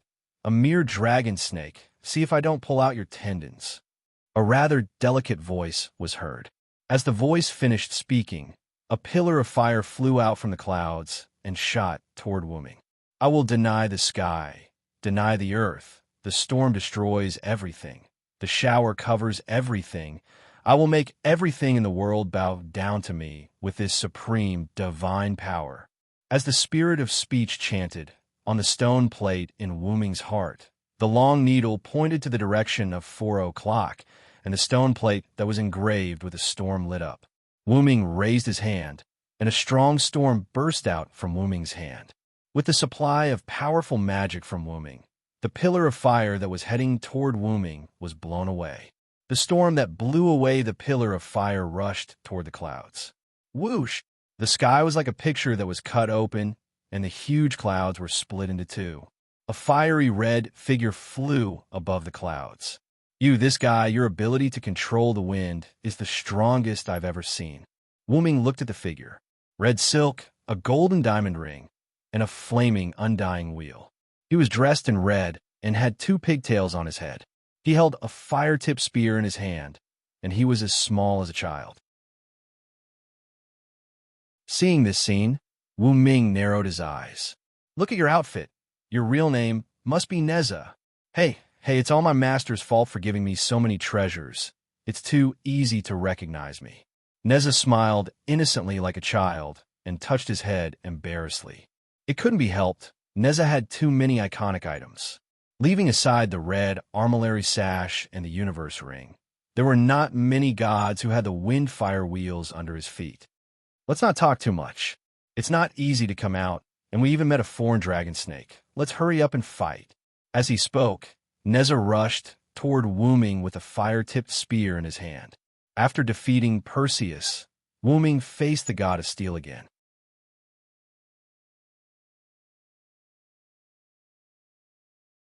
Chapter 188. Wu Ming immediately took out the meteor silver and faced Neza, who was rushing over. The storm condensed on the blade of the meteor silver. With Wu Ming's swing, the sword of the storm was swung out heavily. Dong! Neza was sent flying by the pressure of the storm. Fun, really fun. Although Neza was sent flying, he didn't suffer much damage. Instead, he laughed happily. Wu Ming secretly began to think about Neza's background. Neza was an ancient mythical figure in China, the guardian of Taoism. Neza's religion flourished in Taoism and folk beliefs. In Taoism, his titles were Marshal of the Middle Altar, Grand Tutor of Heaven, Illustrious General, and Great God of the Three Altars. Although he was reincarnated as a human as Ling Zhuzi, there was a legend that he killed the son of the Dragon King of the East Sea, abandoned his body, and rebuilt it with a lotus. Rebuilding his body and killing the son of the dragon were undoubtedly in line with the god of steel's metaphor of the steel smelting process and killing snakes and dragons. Moreover, he had a lot of treasures that could deal with many kinds of battles. What a troublesome god, Wu Ming thought. Let's make a deal. How about you return to the mythical realm yourself? I don't want to. It's not easy to come out. I have to have some fun. Neza smiled sweetly at Wu Ming. Dragon Snake, take this. After saying that, Neza took off the golden steel ring on his body and threw it at Wu Ming. Feeling the murderous intent from the golden steel ring, Wu Ming held the sword with both hands. The storm on the meteor silver sword instantly weakened, and the meteor silver became faintly transparent. Wu Ming attached the pressure comparable to a top-level storm to the meteor silver sword. While slightly refracting light, the meteor silver also became an extremely sharp, high-pressure saw. BZZT. The golden steel ring and the meteor silver collided, and an unusually violent noise was made. I am a conqueror who can defeat 1,000 with 100, 10,000 with 1,000, and 10,000 with 10,000. Now, for me, who is standing on the side of justice, please shine brightly and bestow upon me the divine power of lightning. Once again, the short needle on the stone plate in Wu Ming's heart slid and pointed at 9 o'clock. That was a god standing under the raging thunder. The meteor silver produced a trace of electricity. In an instant, the electricity violently flowed out from the meteor silver and scattered to the surroundings. I am the one who will crush all enemies and enmity between humans and demons. Following the chanting of the enhanced spirit language, the lightning instantly condensed and attached to the meteor silver. Wind blowing, iron striking, fire burning, lightning striking, and water soaking. Under these conditions, steel can become stronger. Cracks appeared on the universe ring. However, excessive exercise will break the steel. Cock-a-bang! This universe ring, which had the property of killing snakes and slaying dragons, was shattered by the meteor sacred sword under the support of Wuming's storm and thunder incarnations. The universe ring was the most commonly used treasure of Neza. Seeing that his treasure was destroyed, Neza was furious. Although Neza existed as the guardian of Taoism, he also had a violent and unyielding character. In the myths, Neza was brave and fierce, eccentric, and loved to fight and make trouble. He was very aggressive and didn't care about life and death. How dare you damage my treasure? Today, I will pull out your tendons and make a belt. Under these conditions, Neza directly showed 3 heads and 8 arms. This was the 8-armed, 3-headed Dharmakaya. Many people only knew about the 3-headed, 6-armed Neza, but not the 3-headed, 8-armed Neza. 6 arms refer to the 6 hands holding the demon-slaying sword, the demon-slaying knife, the demon-binding rope, the demon-subduing pestle, the embroidered ball, and the fire wheel. The 8-armed Dharmakaya had 4 hands holding the universe ring, the red armillary sash, the golden brick, and the 9 dragons' heavenly fire shield. The remaining 4 hands held a fire-tipped spear, and the other 2 hands held the yin-yang sword. After using the 8-armed, 3-headed Dharmakaya, Neza had a green face and fangs. His hair was like cinnabar, and he looked very fierce. Whether it was the 6-armed, 3-headed Dharmakaya or the 8-armed, 3-headed Dharmakaya, they were extremely ugly and could not be restored to their original state. In the myths, Neza could freely change between the 8-armed, 3-headed Dharmakaya and an ordinary body because of the art of concealment taught by his master, Tai Zhenren. Dragon Snake's old enemy. Take this! Neza shouted in a hoarse voice. Then, he rushed toward Wuming with 7 weapons in his hands. The universe ring was replaced by the demon-slaying sword. Good timing. Wuming also shouted, using the storm to increase his speed and the thunder god to increase his reflexes. He used the meteor silver to fight against Neza's 7 weapons. Neza was indeed the guardian of Taoism. With the 7 weapons, he was evenly matched with Wuming. I didn't expect a foreign dragon to have such martial arts skills. This is awesome. Neza, who was in the form of a green-faced demon, had gradually forgotten about the destruction of the universe ring. He was immersed in the joy of fighting Wuming. Wuming dodged the golden brick that Neza threw at him and stopped at the side. The fight is over. Now is the time for the real killer move. If you want to run, now is the time. Wuming held the sword with both hands. The tip of the sword pointed upward. Interesting, very interesting. Let me see the prowess of a dragon from a foreign country. Ha ha ha ha. Neza shouted. With his green face and fangs, the 8 weapons in his hands and feet exploded with powerful magic power. He rushed toward Wuming with Neza. X, silver, meteor silver. The extreme meteor with the storm and thunder collided with the 8 fiery lights. The heat evaporated and affected the surrounding weather. Dark clouds gathered in an instant. Wind howled, rain fell, and lightning flashed. When the meteor silver's light disappeared, Wuming and Neza were already very close to each other. In the end, it was the impact of Neza's 8 weapons that broke through Wuming's meteor silver. But, clatter, the sound of chains sliding could be heard. Damn it, it's a weapon against gods. Neza struggled with his green face and fangs. Wuming's slightly battered figure floated in front of Neza. He reached out a hand, and there was a golden ripple in front of his hand. The golden chains wrapped around Wuming's hand entered the golden ripple in front of him. A few ripples appeared around Neza, and a few heavenly chains extended from them. They bound Neza's body and limbs, restraining him. Wuming had expected that the meteor silver would not work on Neza. It was just an illusion on the surface. Wuming had already asked Enkidu to be prepared.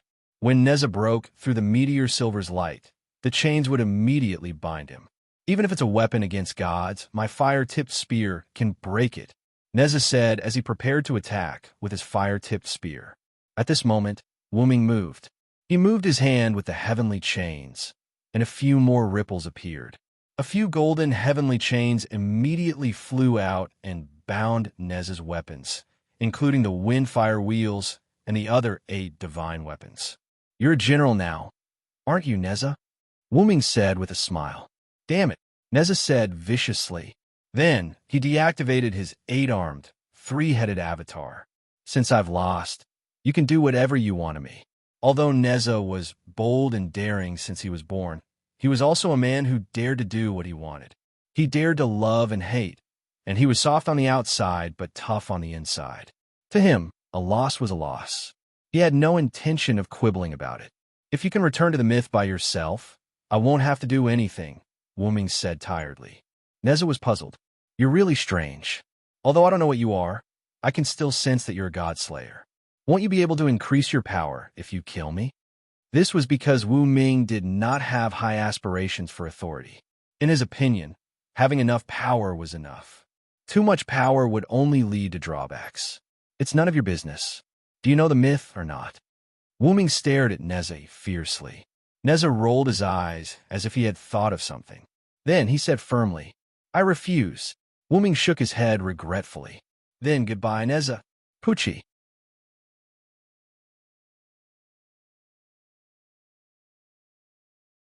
Chapter 189. Mount Lu, China. Wu Ming was sitting in a nunnery filled with ancient Huaxia style. This nunnery was not big. It was plain, but it looked very simple. A teacup was placed in front of Wu Ming. It was filled with fragrant tea.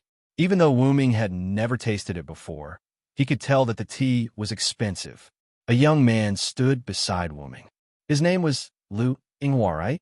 "Your master hasn't come out yet?" Wu Ming asked the handsome young man. "I'm sorry, Lord Wu Ming. My master is very particular about etiquette. Plus, my master is an unmarried woman. She will not come out to meet guests before she is dressed." The young man who Wu Ming called Lu Yinghua was very kind. He answered Wu Ming's questions in a gentle voice. "Fine, I'll wait a little longer." Wu Ming shook his head helplessly. He picked up the cup of tea in front of him and tasted it again. "By the way, can't you sit up and talk?" Wu Ming looked at Lu Yinghua strangely. Wu Ming said that because Lu Yinghua was kneeling on the ground in a kneeling posture. "No, Lord Wu Ming, you're on the same level as my master. Lu Yinghua will not dare to be presumptuous in front of you. Otherwise, my master will punish me for insulting the king. Do as you wish." Wu Ming gave up. Why did Wu Ming come to Mount Lu in China? It had to be related to the battle between Wu Ming and Neza. Wu Ming's dragon snake attribute attracted the god of disobedience, Neza. At that time, the plane that Wu Ming was on happened to be in China. Wu Ming and Neza fought in China, so it must have attracted the attention of the Chinese arcane masters. When Arcane Master Feng noticed the appearance of a disobedient god, he immediately reported it to the Huaxia god slayer, Wuxia King Luo Hao. According to Wu Ming's understanding, China's Wuxia King, Luo Hao, was one of the only 7 god slayers in the world. He was the leader of China's Wulian Alliance, the leader of China's 5 Hells sect, Jiangnan's Wuxia King, and the pinnacle of martial arts. According to the records, it had been more than 200 years since he killed a god. Marquis Warband and Hierarch Luo Hao were the earliest god slayers and were mortal enemies. Before he killed the god, he was a martial arts genius. He had mastered a large number of martial arts and was good at Qigong. After becoming a god slayer, he created his own ultimate skill, the 12 Flying Phoenix Divine Palms. 30% of the Chinese Feng Xian masters obeyed Luo Hao. However, Wu Ming did not know what Luo Hao looked like. Luo Hao had a rule that anyone who saw his appearance had to dig out their own eyes. Anyone who heard his voice had to destroy their own ears. As expected of a demon, who could be compared to Marquis Warband? Wu Ming thought to himself. Although Wu Ming didn't reject such a person, Wu Ming really didn't want to have any dealings with such a person for the time being. Wu Ming really didn't want to have anything to do with such a person. All right, it was actually Wu Ming who was getting impatient. Originally, after Wu Ming killed Neza, Luo Hao's direct disciple, the handsome young man, Lu Yinghua, who was lying on the ground, came to Wu Ming. Wu Ming still remembered Lu Yinghua's speech at that time. The disobedient king of heaven and earth will live as long as the heavens and earth and will never be destroyed. Your might is infinite. Your wisdom and mercy will shine across the world. Stop right there. Wu Ming immediately interrupted him. Then, after a self-introduction, Lu Yinghua brought Wu Ming to Mount Lu. Wu Ming did not want to come, but Lu Yinghua said, "My master wants to see you." Wu Ming followed Lu Yinghua here with the thought that since he was causing trouble in someone else's territory, he should at least meet the master. When is that cult master Luo Hao going to come? Just as Wu Ming was complaining in his heart, Lu Yinghua suddenly shouted somewhere in front of him. The wise and brave sacred cult master's famous name will live as long as the heavens and earth and will never be destroyed. Your might is infinite. Your wisdom and mercy will shine across the world. Disciple Lu Yinghua wishes master a long life. Just as he finished speaking, a beautiful girl of about 17 or 18 years old appeared in front of Lu Yinghua. She had a beautiful face and beautiful black hair that was as black as silk. It was braided into 3 braids. The girl was wearing a white Han Chinese dress that was similar to a Qi-style uniform. She put on a green blouse with long sleeves and a long skirt, and an elegant lower garment that looked like a long skirt. Because it was a right-style dress, it looked a little like a kimono.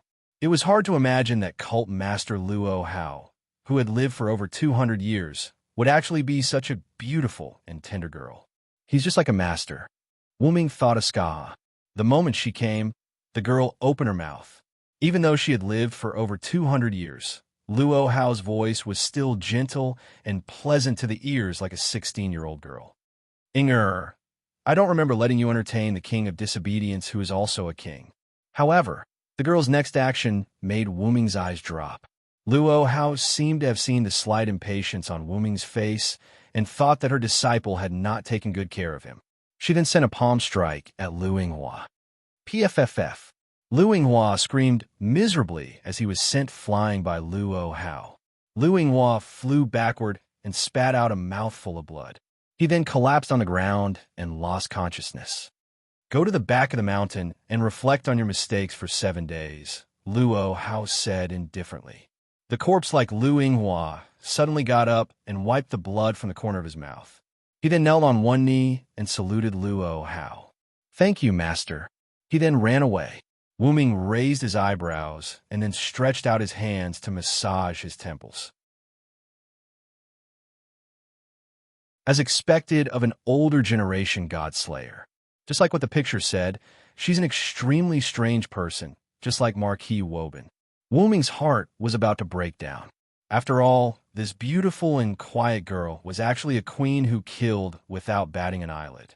This contrast made Wu Ming unable to react. King of disobedience from a foreign country, I welcome you to Huaxia. Luo Hao smiled. I've heard of your deeds. As a god of disobedience, you became a god slayer. Although this is the first time this has happened, it's not unacceptable.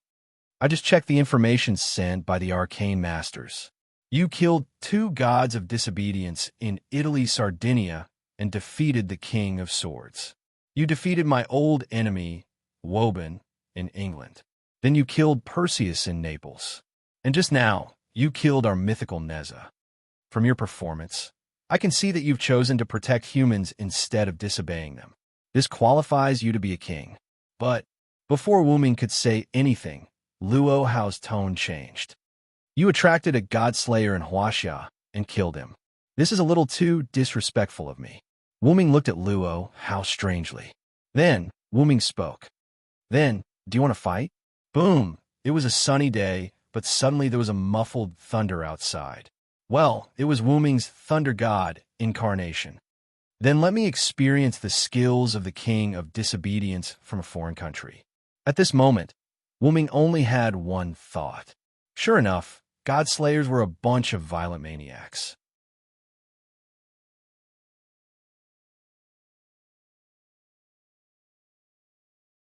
Chapter 190. In the wilderness, Wu Ming and Luo Hao stood opposite each other. This was Wu Ming's relic, the staff of Anzi-Ergen, the 8th level of Nasarik's underground tomb, the wilderness. Previously, Wu Ming had said that he had an inherent enchantment and that he wanted to fight inside. At that time, Luo Hao had even mocked Wu Ming for being considerate of the living beings and plants of Mount Lu. Furthermore, it was a taboo for a soldier to go deep into enemy territory alone. Luo Hao naturally wouldn't make such a mistake. However, Wu Ming used one sentence to change Luo Hao's mind. If you're afraid, then forget it. I'm the leader of the sect of 5 purgatories, the king of martial arts in Jiangnan. How could I be afraid of you? With this thought in mind, Luo Hao accepted Wu Ming's suggestion and came to the wilderness of the 8th level of Nasaric. Looking at the slim and graceful Luo Hao standing not far away, Wu Ming shook his head with a smile. As expected, the Godslayers were all simple-minded people. Whether it was Salvatore, Vauban, or Luo Hao, which one of them was not particularly easy to deal with in some way. King of Disobedience, are you laughing at me? Seeing Wu Ming smile, Luo Hao thought that Wu Ming was laughing at her because of her hesitation before entering Wu Ming's inherent enchantment. Wu Ming shook his head. How could that be? Lord Hierarch, I was just thinking that you're also a cute guy. However, this angered Luo Hao once again. You have humiliated me again and again. Even if we are both kings, you cannot blame me for being so presumptuous. Finished speaking, Luo Hao started chanting. War in the south of the city, death in the north of the country, death in the wild does not bury the crow to eat. For my sake, I call the crow. And for the guest hero, this was the power that Luo Hao had seized after killing the 2 Buddhist benevolent kings of Aqua, the secret Buddha king and the Narayan Jianjun king.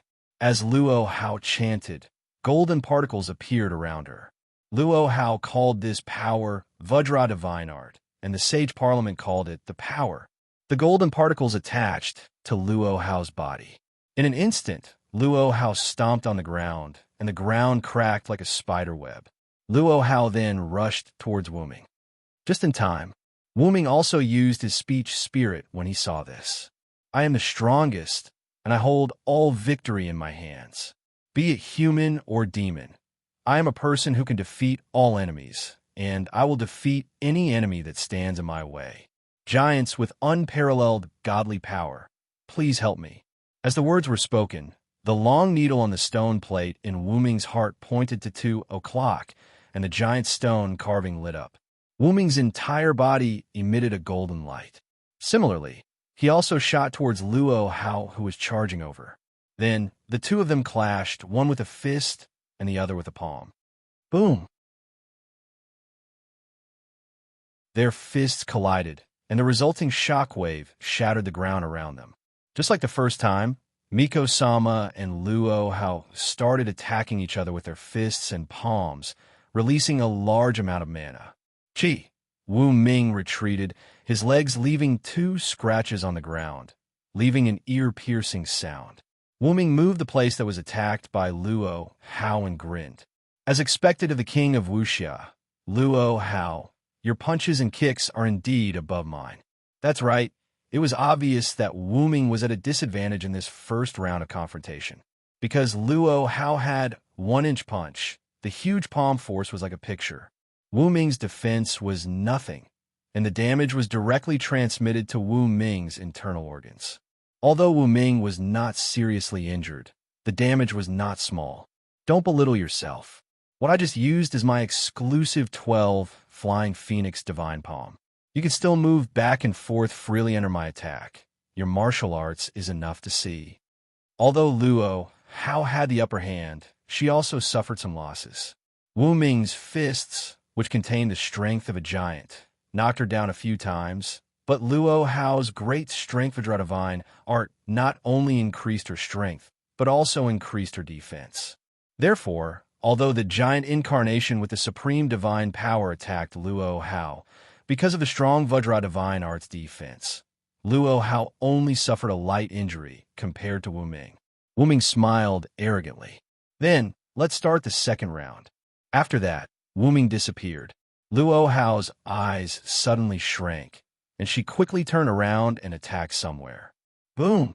Luo Hao was hit hard by Wu Ming. Wu Ming, who lifted his lightning speed, stood in the place where Luo Hao stood before. Wu Ming just used the power of the phoenix.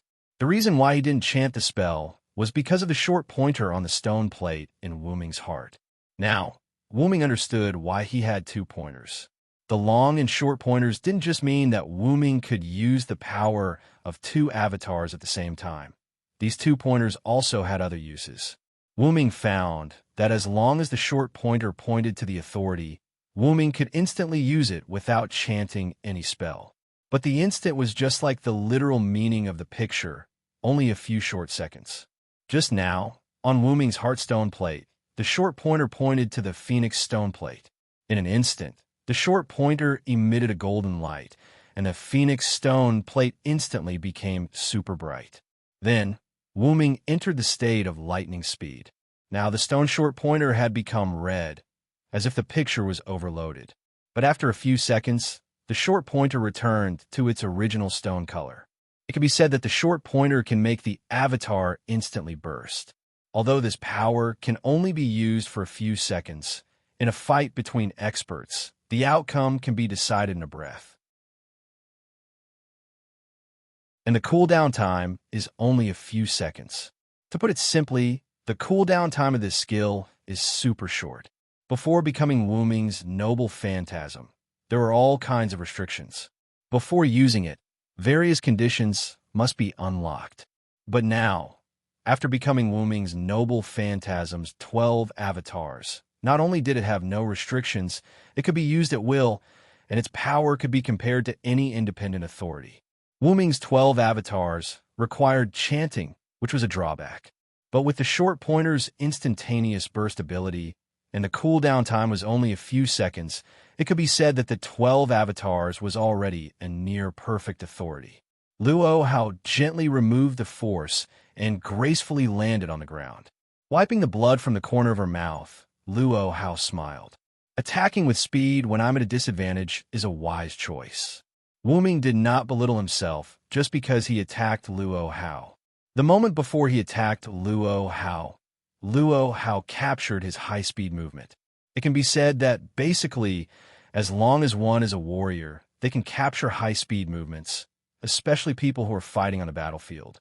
For example, Wu Ming saw Lancelot before. As a military god, Lancelot can naturally capture high-speed moving objects. Neza should also be able to, but that is before he enters the state of 8-armed, 3-headed Dharmakaya. After all, after entering the state of 8-armed, 3-headed Dharmakaya, Neza becomes like a berserker. After thinking for a while, Wu Ming took out a white holy spear from the golden ripples. He was ready to use the martial arts obtained from another real god slayer to compete with Luo Hao. Leader, please don't blame me for being shameless. After all, I'm good at weapons. Of course I won't blame you. Fists and feet have no eyes. On the battlefield, there is only the means to kill the enemy. There is no such thing as being shameless. After that, Luo Hao's body emitted a golden light, and a golden transparent material similar to gloves wrapped Luo Hao's hands. This was the flexible performance of the Mighty King Kong Divine Art. If the previous Mighty King Kong Divine Art was used as a defense, now it was used as a weapon. The golden particles turned into gloves, which was better suited for hand-to-hand combat. Coming, Wu Ming shouted and rushed toward Luo Hao with his spear.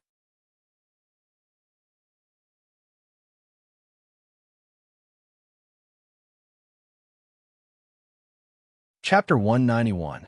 Wu Ming held Yggdrasil in his hand and Luo Hao, who was wearing a gauntlet. Luo Hao continuously used 12 Flying Phoenix Divine Palm, which was extremely powerful. Wu Ming used the god-killing spear he learned from Skaha, and its power was not weaker than Luo Hao's. The two of them didn't care about their magical power consumption, and the magical power they released was comparable to the magic release skill. Coupled with the fact that both of them were god slayers, Wu Ming and Luo Hao could be said to have lost their minds. No, that was not accurate. It should be said that they lost their cool.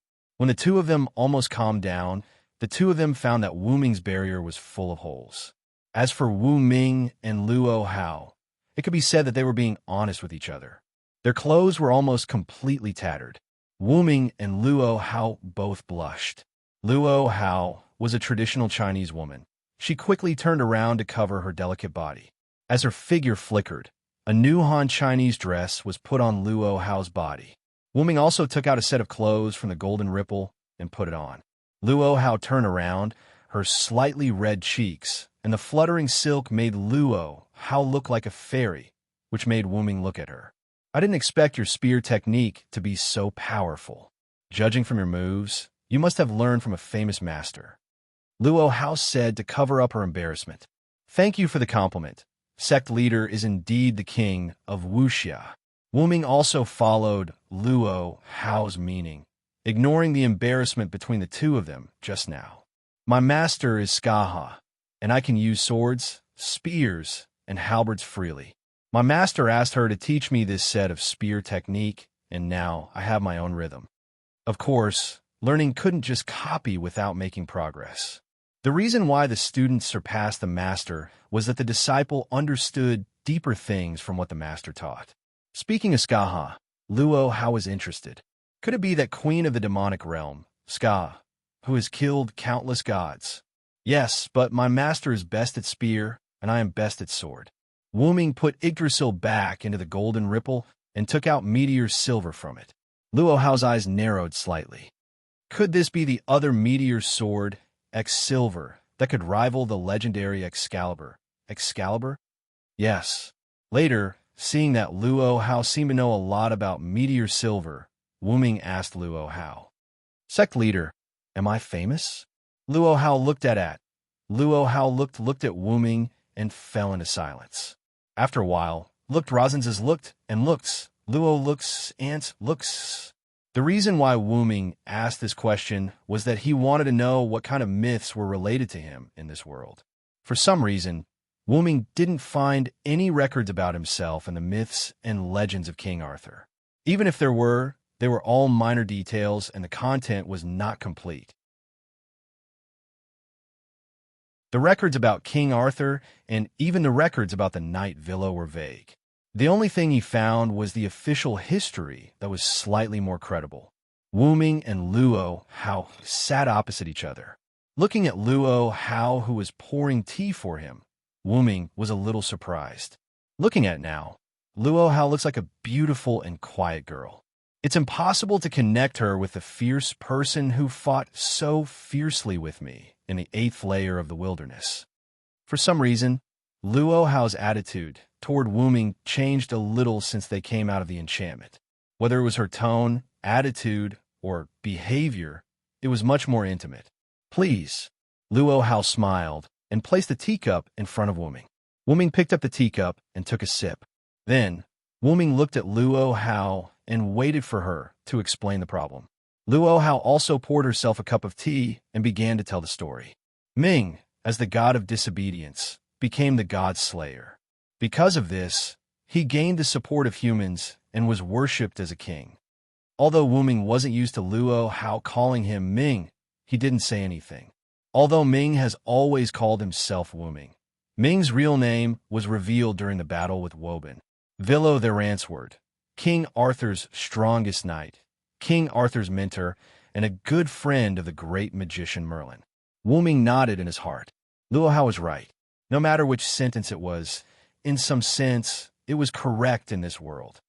But Luo Hao looked at Wu Ming seriously. Wu Ming also looked at Luo Hao's pretty face. Although I don't know why, Ming's words and actions don't resemble ancient people at all. Instead, he's somewhat similar to the mortals of today. Luo Hao picked up the teacup again and took a sip. But without a doubt, Ming has attracted the attention of magicians from all over the world. Luo Hao put down the teacup and continued. Because King Arthur's story isn't true, someone deliberately adapted it. Adapted it? Wu Ming was surprised. After all, this was a big deal. Yes, but I didn't know much about the details. Wu Ming couldn't help but feel a little regretful when Luo Hao said this. Wu Ming already understood why he was so famous. There was a law in this world. Ancient powerful beings were defined as gods by humans and were bound into myths by human curses. As for new myths made up by humans, they would give birth to new gods. Logically speaking, A god like the Villo with a vague record of the myths shouldn't be able to be summoned. But Wuming, who used the Villo as his real name, was summoned. Wuming had all the information related to the Villo and the myths, such as weapons and skills.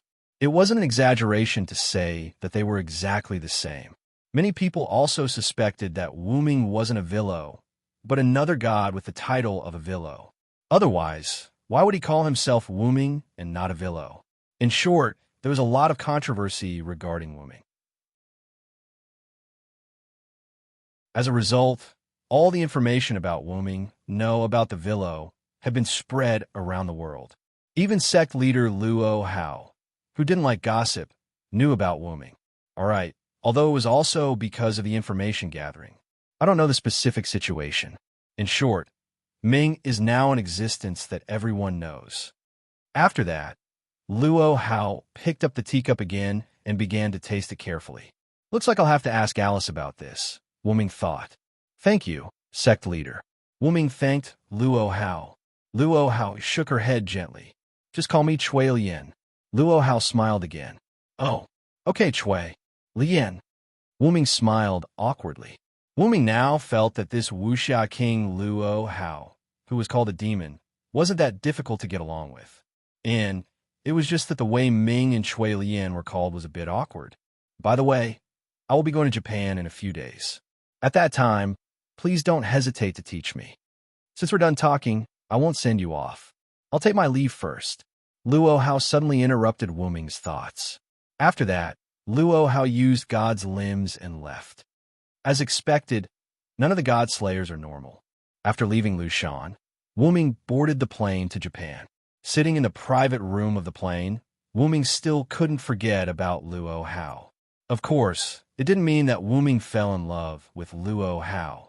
She called me over and fought with me when I mentioned it. In the end, she said some strange things to herself. Wuming supported his chin with his right hand and looked out the window in boredom. Luo Hao actually left Lushan. What's she doing in Japan? He shook his head again and stopped thinking about it. Speaking of which, why didn't Erica and the others call me? A shattered piece of a mobile phone lay quietly on Mount Lu.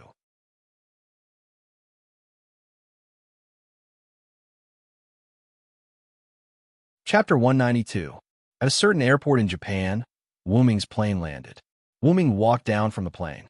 Finally, I'm in Japan, Wuming exclaimed. As soon as he got off the plane, a golden dragon horn ornament flew over using an invisibility spell. Wuming, who had a connection with it, could naturally sense the distance between him and his relic. The dragon horn flew to Wuming's head and settled down. Master, although Colos's voice was still cold, there was a hint of joy in it. Welcome back, Colos. Wuming touched the dragon horn and greeted her happily. Yes, I'm back, Master.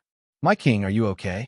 At this moment, Liliana ran over worriedly from somewhere. Her figure was like a swift and beautiful bird, extremely agile. It's okay, Lily.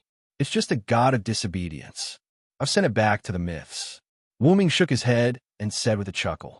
Seeing this, Lily breathed a sigh of relief, then said speechlessly, Only you would say that.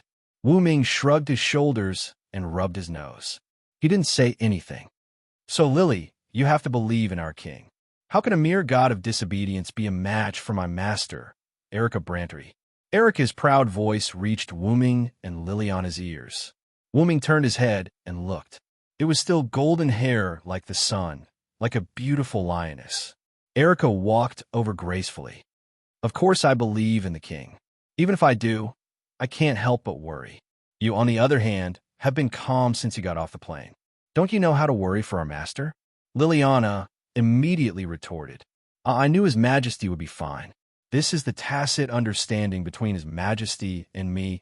Lily, Erica pretended to be shy. You vixen. Liliana's face was red, not knowing whether it was anger or embarrassment.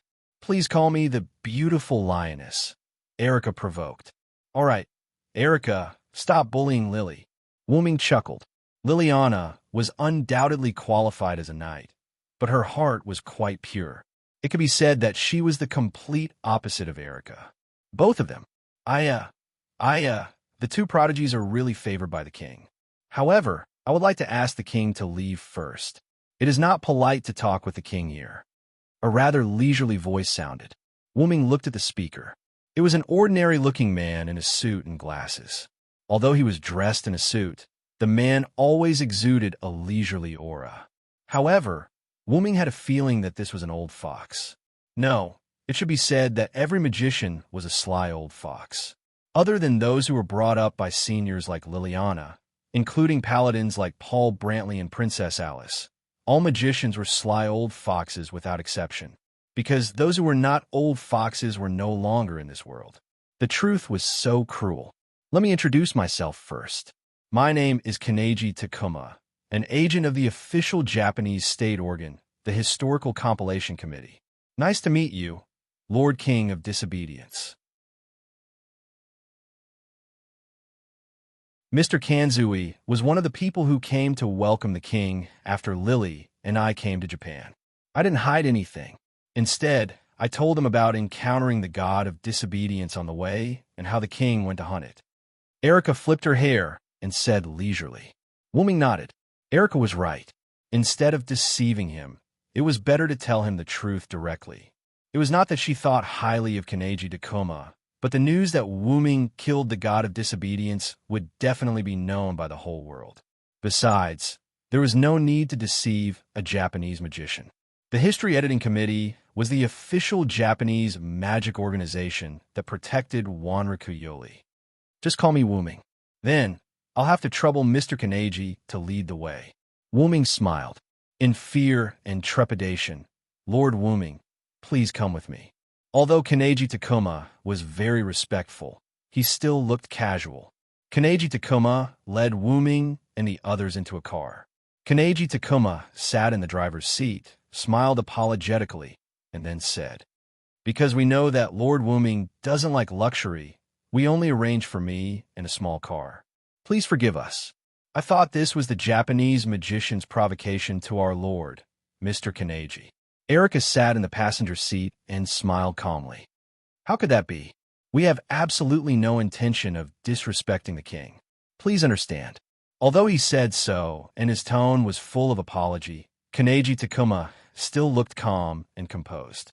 Perhaps this was the reason why the Japanese sent Kaneji Takuma to negotiate with him. Wu Ming thought so, but he felt that the Japanese seemed to be confident that they could remain unscathed even after offending the God Slayer. As expected, the last king is related to Japan. Wu Ming thought to himself. At this time, Kaneji Takuma spoke again. We specially arranged a luxurious ancient English building for the king's arrival, and there will be new followers to serve the king later. New followers? Wu Ming raised his eyebrows. New followers? Erica and Liliana were also a little confused. However, Kaneji Takuma continued as if he didn't see it. Because this is the first time the king, Miss Blountry, and Miss Kranikar came to Japan, we were afraid that the two of you wouldn't be able to take good care of the king, so the higher-ups specially arranged new followers to serve the king. Liliana thought about it carefully and found that there was no problem. Erica glanced at Wu Ming. After Wu Ming nodded, Erica asked a question. Then, were the number, gender, and function of the new followers? However, Kaneji Takuma smiled. Don't worry, Miss Blountry, there are only 2 followers, and they are both women. One of them is someone the king knows. Someone he knows? Erica and Liliana couldn't help but look at Wu Ming. Erica and Liliana were curious about when Wu Ming, someone I know? Wu Ming said with some surprise. Could it be? Wu Ming muttered as he thought of something. The car stopped in front of a luxurious ancient English mansion. Please come in. I believe the new followers the king knows have arrived.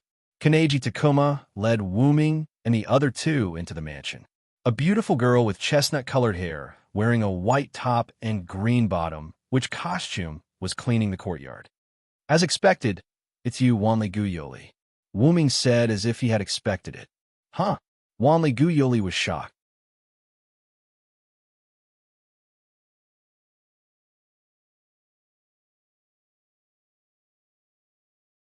Chapter 193. In the living room of the villa. Wuming sat on the sofa, while Erica and Liliana stood beside Wuming. Even so, Wanli Guyoli still poured 3 cups of tea. Because Wanli Guyoli had met the king before, he could be considered a half-acquaintance. Moreover, he had a high-level talent ability, spirit vision, which could be of great help to the king. Therefore, Wanli Guyoli was one of Wuming's followers in Japan. After saying that the other follower is already on the way, Wuming Ganshi left leisurely. This is spiritual tea picked from the land with abundant spiritual energy. Please enjoy. Wuming picked up the teacup and took a sip. His eyes lit up.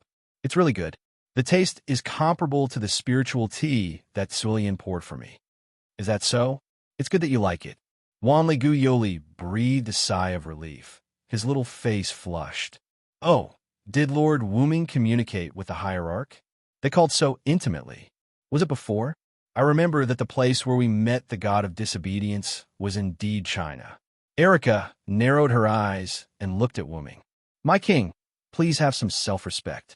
Although Liliana had only said a simple sentence, her slightly red cheeks proved that she was not calm in her heart. Ahem, the two of you don't have to stand. Quickly sit down and taste the tea that Yoli brewed for you.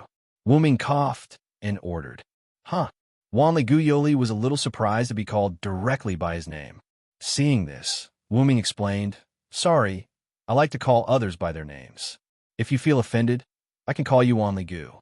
Honorable Demon King, please forgive the god of disobedience. If I offended you, please only punish me and don't affect the surroundings. Wanli Guyoli immediately sat down and apologized. Wuming was a little helpless. Did he have to be cruel because he was a god slayer? He was not like Woban Luo Hao. Don't worry, I won't punish you, nor will I do anything to the surroundings. Hurry up and get up. While speaking, Wuming used the short pointer to activate the magician avatar.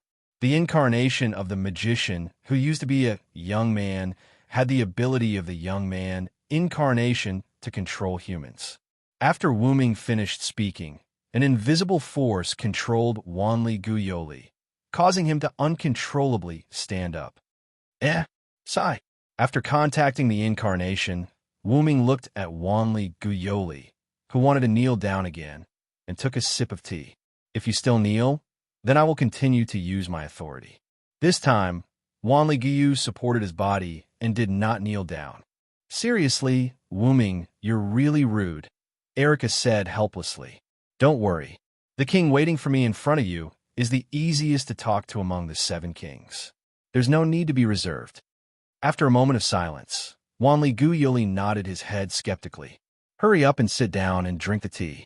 It will lose its flavor if it gets cold, Wuming urged and took another sip of tea. Then, he glanced at Wanli Guyoli. You two, sit down and talk. Wuming had no choice but to order Wanli Guyoli to sit down. Then I won't stand on ceremony. Excuse me. After Erica and Liliana said goodbye, the two also sat down and tasted their tea. It's really the best. Is Wuming's taste too high? He actually said it's not bad. Erica took a sip and was also surprised. It's delicious. Thank you very much, Wanli Guyoli. Liliana thanked him solemnly. No, it's okay, Miss Kranikar. Wanli Guyoli, who was still blushing because Wuming called him by his name, quickly waved his hand and said, Please call me Liliana.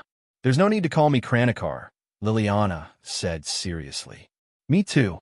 Just call me Erica, Erica said gracefully. Okay. Please take care of me. Miss Erica, Miss Liliana, please call me Yuli. Please. Wanli Guyoli bowed slightly. Of course, Yuli, Erica said with a smile. Okay, please take care of me, Miss Yuli. Just call me Wuming. Don't call me the king of disobedience. How? How can I do that? That's too rude. Then, under the gaze of King Wuming, Wanli Guyoli nodded. Then, Erica raised her doubts. Yoli, when you met Wuming just now, you looked shocked. Don't you know that the king you're going to meet is Wuming? This was also what Wuming and Liliana were puzzled. About that, Mr. Gonzai told me that he needed me to serve the king who's coming to Japan, but he didn't tell me who it was, so... Wanli Guyoli said softly. At this moment, Wu Ming put down the teacup in his hand. Then let me ask you, are you willing to be my follower, Wanli Guyoli? When Wu Ming said this, the place instantly fell into an awkward silence. Erica and Liliana did not say anything. They understood Wu Ming's intention. Don't worry. If you're not willing, I can let you go back. I believe that Wu Ming Ganzai and the official history committee behind him won't disobey my orders. At this moment, Wu Ming's kingly aura as a godslayer was unconsciously released. Wanli Guyoli raised his head slightly and looked at the king before him. After a moment of thought, Wanli Guyoli spoke. I want to stay. Is that so? Wu Ming didn't say anything. Can I know why? Then Wu Ming asked. After a brief thought, Wanli Guyoli explained. Because I have the responsibility to manage the king's daily life and watch over the king, to prevent the king from doing anything that would damage the king's dignity. When he said this, Wanli Guyoli's face was serious. Wu Ming was a little helpless. You're actually afraid that I'll cause damage to Japan. Yes, the Devil King has the constitution of causing trouble. No matter which king it is, it's the same. Then, Wanli Guyoli stared at Wu Ming. I have to take this responsibility and watch over you. Wu Ming laughed involuntarily. You really dare to say that, Miss Miko? Wu Ming smiled. Wanli Guyoli realized that what he had just done was an offense to the king. His face was full of despair. Lord Devil King, please only punish me. Don't involve Japan. However, before Wanli Guyoli could finish speaking, Wu Ming interrupted him. There should be a limit to your stupid words, Wanli Guyoli. At this moment, Wu Ming's expression became extremely terrifying. This time, Wanli Guyoli's face was full of despair. Well, but you met me. If it were Marquis Wu Ming or Cult Master Luo Hao, you'd be dead by now. Wu Ming's expression instantly softened. You should know that not every king has a good temper like me. I'm doing this for your own good. Then, Wu Ming looked at Erica and Liliana, who had been silent all this time. All right, let's call it a day. Erica and Liliana, remember to protect Wanli Guyoli. She's now the king's follower. After saying that, Wu Ming left the living room. Yoli, congratulations. You've been recognized by the king. Erica smiled kindly. Huh, he's recognized. Wanli Guyoli was still a little confused. Lord Wu Ming said that just now because he was worried about your safety. After all, we came to Japan this time to do something, Liliana explained. Actually, Wu Ming's personality is quite kind. He doesn't look like a king at all. However, he can show the king's side at the critical moment, Erica said. That's why we decided to follow the king, Liliana added. Is that so? Wanli Guyoli was at a loss. All right, we'll tell you more about Wu Ming when we have time. It's almost dinner time now. Let's go prepare the king's dinner. Erica looked proud. You speak as if you've cooked before. I'm the one who prepares the food for the king, and you often use the king's kindness to snatch food from the king. You despicable vixen. Liliana's face was full of anger. It's because Lily's cooking is too delicious. Also, once I'm hungry, I can't help but say some strange things. Erica had a sly look on her face. Like on a night when the clouds covered the moon, he came to my room, or something like that. You, what did you know that? Liliana's face was red as she shouted with tears in her eyes. That's a secret. Wah! Looking at Erica and Liliana who were playing around, Wanli Guyoli was slightly relieved. There was actually another reason why Wanli Guyoli decided to stay, and that was because Lord Wu Ming once saved me.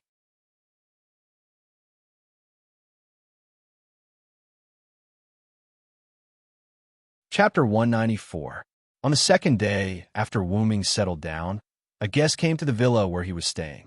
It was a beautiful girl in a Japanese school uniform with long black hair. Next to her was a long object wrapped in a string. There was a trace of divine power leaking out of the long object, and Wu Ming sensed it. It's probably a god relic. Wu Ming thought to himself. Then, this beautiful girl knelt in front of Wu Ming in the form of a sitting position under the earth and said something that could be misunderstood and shocked. Nice to meet you. You must be Master Wu Ming. I'm Huina from the Qingqiu courtyard, your concubine. Please take care of me. Huina, why are you here? And what's with being a concubine?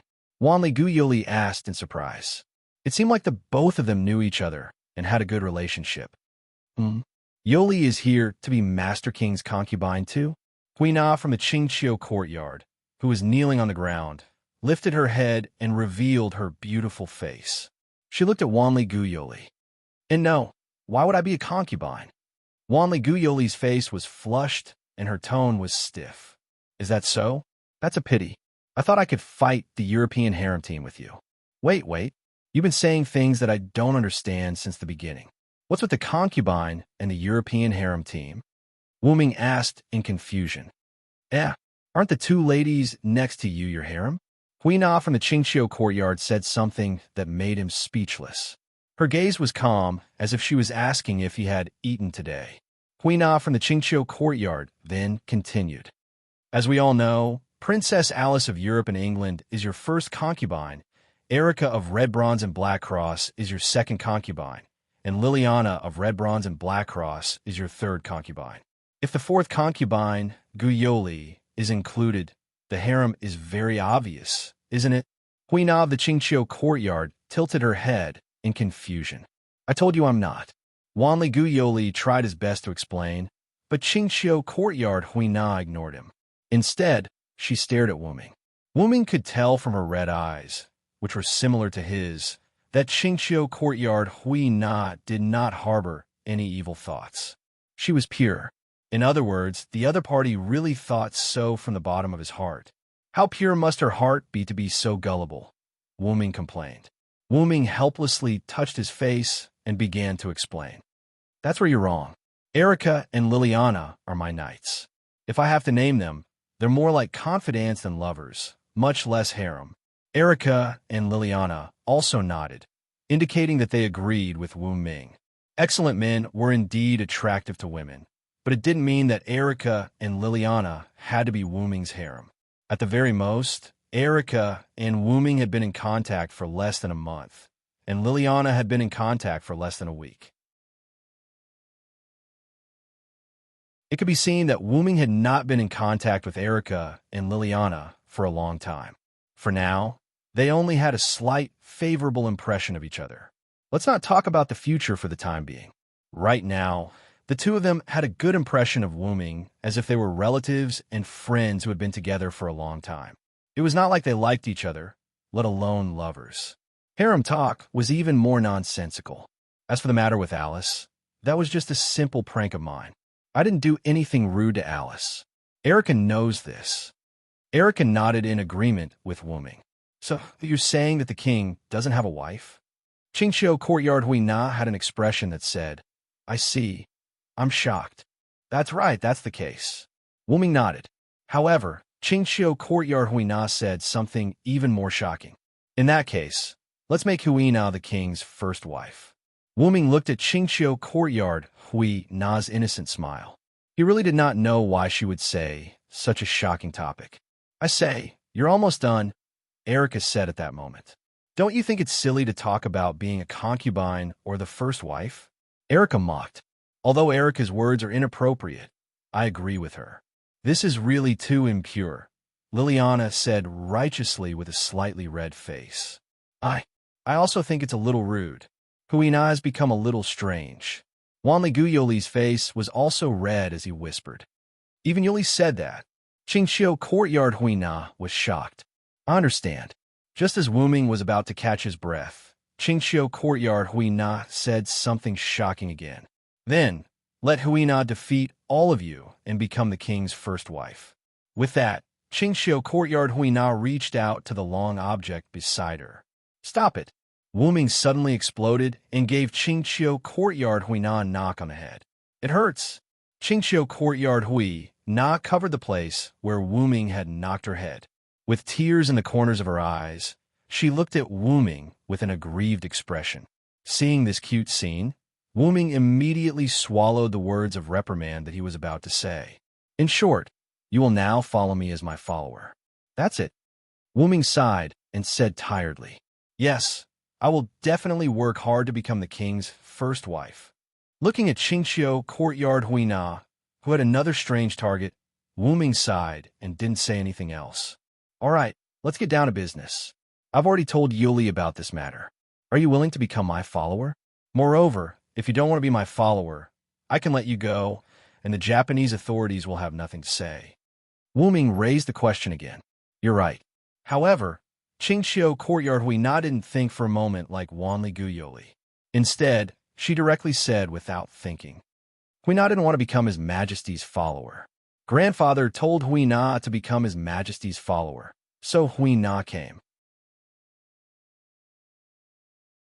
Hearing Qingxiu Courtyard Huina's words, Wu Ming wanted to say something, but she continued. But I'm now interested in the king, so I've decided to stay. Looking at Qingxiu Courtyard Huina's serious expression, Wu Ming swallowed the words he wanted to say. Sure enough, the purer she was, the stronger she was. Qingxiu Courtyard Huina's incomparable naivety almost made Wu Ming suffer internal injuries. So, that's it for the time being. Then, Wu Ming looked at the long object beside Qingxiu Courtyard Huina. If it's you, you don't need protection, right? Wu Ming said. Of course, Your Majesty. Huina is Japan's first witch, Tachibana.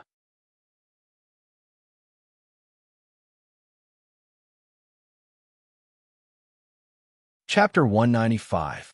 Speaking of that, Wanrafuri Furu also spoke. Wu Ming, Sama, we shaman can achieve the effect of cultivation by staying away from the world, so Huina will not stay in a place where people gather for a long time. She has been practicing in the mountains since she was a child, so as to achieve a clear mind.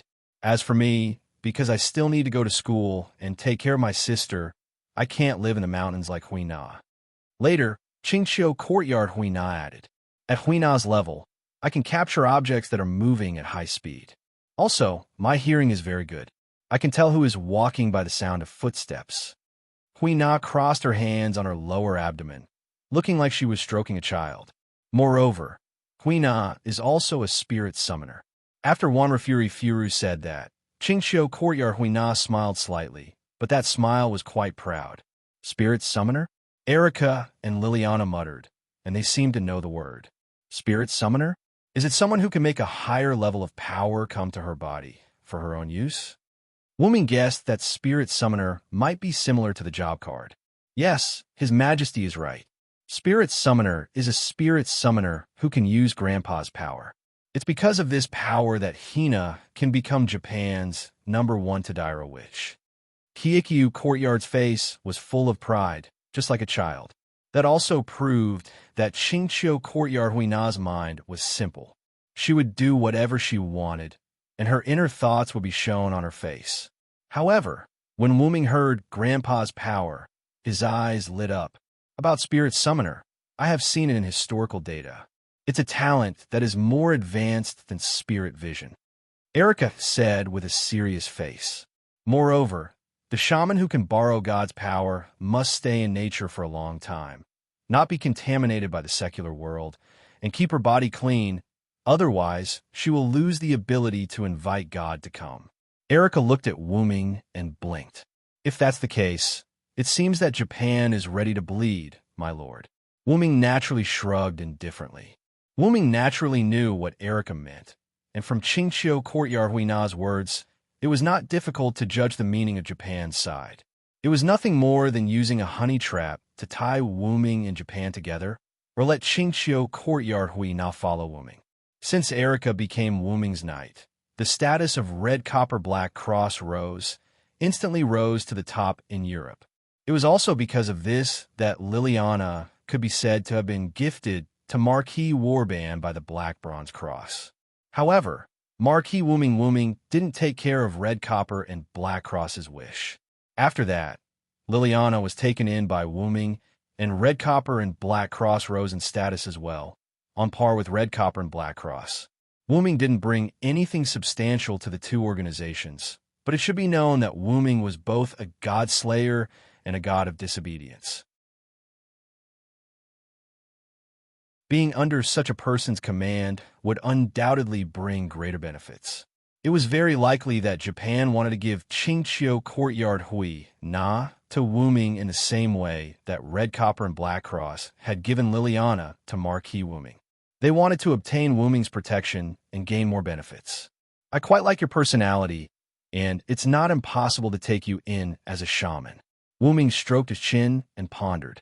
But Liliana and Erica seemed to want to say something, but Wu Ming interrupted. I have my own ideas. Trust me. Erica and Liliana looked at each other and nodded. Is there anything you need Hui Na to do, Your Majesty? Qingxiu Courtyard Hui Na had an excited expression. Don't worry, Your Majesty. No matter what difficulties there are, Hui Na will overcome them one by one. You can't be so sure, Miss Hui Na. Wu Ming smiled. Then, Wu Ming stated his request. I want to see your grandfather. Huh? Hui Na's grandfather. After that, Hui Na left, as she had to ask for instructions. Wu Ming, Erica, Liliana, and Wan Liguyuli started discussing.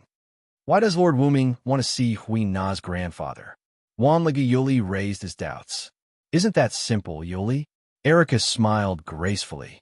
Qingxiu Courtyard's Hui Na is a descent warlock, and Hui Na herself said that she can descend the power of her grandfather onto herself. That's enough to explain the problem. The power she summoned is the power of a god, which means that Qingxiu Courtyard has a god grandfather, Liliana added. Huh. Wan Liguyuli seemed to be shocked. After all, it was a little unbelievable that her best friend's grandfather was a god. Maybe that's why Japan isn't afraid of the god slayers. Also, I have a feeling that Hui Na's grandfather might have something to do with us coming to Japan. Wu Ming's words caused Erica and Liliana to start thinking. That, although I don't know the purpose of Lord Wu Ming's visit to Japan, if possible, please let me help, Wan Liguyuli said worriedly. Wu Ming and the other two were stunned at first, then relieved. Of course. Otherwise, I wouldn't have asked you to stay, Wu Ming said with a smile. Yuli has a high-level spirit vision that can provide a lot of help. It's much more useful than Lily's spirit vision, Erica said calmly. What? What does this have to do with me? Besides, spirit vision is an innate ability. Whether it's strong or not depends entirely on one's innate talent. If that's the case, Erica, who doesn't have spirit vision, is completely useless. Liliana lectured Erica with a displeased look on her face. In that case, the king who doesn't have spirit vision is also useless in your words. As a knight of the king, how dare you judge the king so wantonly?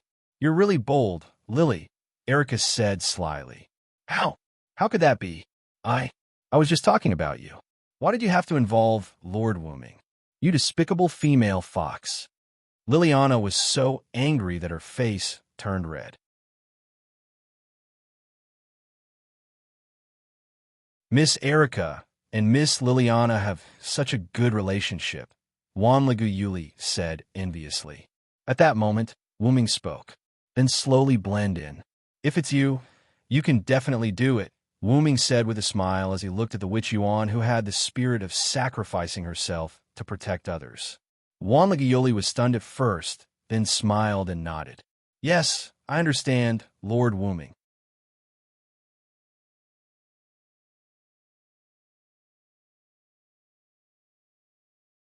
Chapter 196. After Katsura left, she replied to Wu Ming the next day. Grandpa said that His Majesty can come to Grandpa at any time, but Grandpa will not provide any help. Whether he can come or not depends on Wu Ming's own ability. Then, Katsura stayed in Wu Ming's villa. Because Wan Liguyuli's parents were basically not at home due to professional reasons, the burden of taking care of his sister was handed over to Wan Liguyuli. In addition to going to school, Wan Liguyuli basically stayed in the shrine or took care of his sister. Now, because of the arrival of Wu Ming, Wan Liguyuli did not go to the shrine much except for the necessary school. Moreover, his place of residence had changed from his home to Wu Ming's villa. Because his home was some distance away from Wu Ming's residence, Wan Liguyuli became quite busy. During this period, Alice, who was far away in Europe, said that she would come to Japan with the purpose of helping Wu Ming solve the matter of the last king. Because the prophecy of the last king that Alice saw with spirit vision was something far in the future, Wu Ming was not very anxious to solve this matter.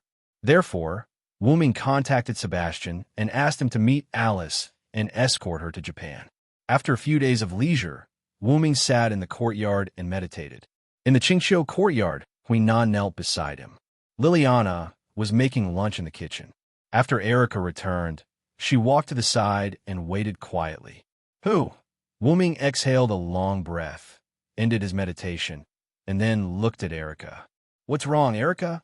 In the past few days, except for Juan Ravioli who needed to go to school, Erica, Liliana, and Katsura were unusually idle. Katsura practiced the witch training every day and then accompanied Wuming, saying that it was convenient for His Majesty to order around. As for Erica and Lilia, apart from their daily cultivation, they would sometimes accompany Wuming, but most of the time, it was Erica who took the reluctant Lilia out shopping. Speaking of which, because Huina from the Qingqiu courtyard had said that the king only needed to eat the food she prepared, she had angered Liliana, who was Liliana's cook. After the two of them argued with each other and Liliana's persuasion, the two of them decided that each of them would take care of Liliana's and everyone's meals on different days. Today was the day Liliana was preparing food. That was why Huina from the clear autumn courtyard was by Wuming's side. Early in the morning, someone from the history editing committee seemed to have something to tell Wuming and wanted to invite Wuming over. It's just a small matter. How can we trouble our king to personally deal with it? Therefore, Erica refused the committee of history by saying, I can go, and left the house early in the morning. However, in Wuming's opinion, Erica was just bored here and wanted to have some fun. Something happened.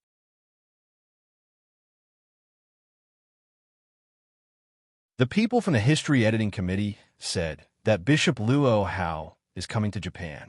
Erica looked serious. Luo Hao is coming. Wuming remembered his conversation with Luo Hao when he was in China. It seemed that Luo Hao did say that she would return to Japan soon. That's quite believable. It seems that Japan is going to suffer. Erica laughed gloatingly. However, Erica was right. As a godslayer, every king had the ability to cause trouble. One godslayer was already bad enough. If two godslayers came to the same area, it would not be a good outcome. In the records, as long as 2 to more than 10 godslayers gathered in each region, that region would not have a good time. As for Wuming, the exception was to become a godslayer. The several battles that Wuming fought after becoming a godslayer were either carried out in his own barrier or paid attention to not hurt ordinary people during the battle. After the battle, he would also use the props in Yggdrasil to repair the damaged areas. It could be said that he was the most unlike a godslayer. By the way, why don't you call her Tsuelian anymore? Erica teased. Huina of the Qingqiu courtyard also turned her head slightly and looked at Wuming. Ahem, I was forced by Luo Hao to call her that. At that time, I just didn't change my way of calling her. Wuming coughed and changed the topic. By the way, do you know why Luo Hao is here? Before Erica could speak, Huina of the Qingqiu courtyard answered first. Huina knows this. That lord must be here for Monarch Ape. That's what Kaneko said too, Erica added. Monarch Ape. Wuming muttered this name. It didn't sound like a human or a magician. It sounded more like a monkey-type god of disobedience. I've never heard a monkey-type god with the name Monarch Ape. Wuming thought about his memory and asked Collis to search for information about Monarch Ape. Wuming, can you guess the true identity of Monarch Ape? Erica smiled slyly. Seeing that Wuming was thinking, Huina of the Qingqiu courtyard gave him a clue. Actually, that a god from another country that Grandpa tricked. Hearing Huina of the Qingqiu courtyard say this, Wuming touched his chin.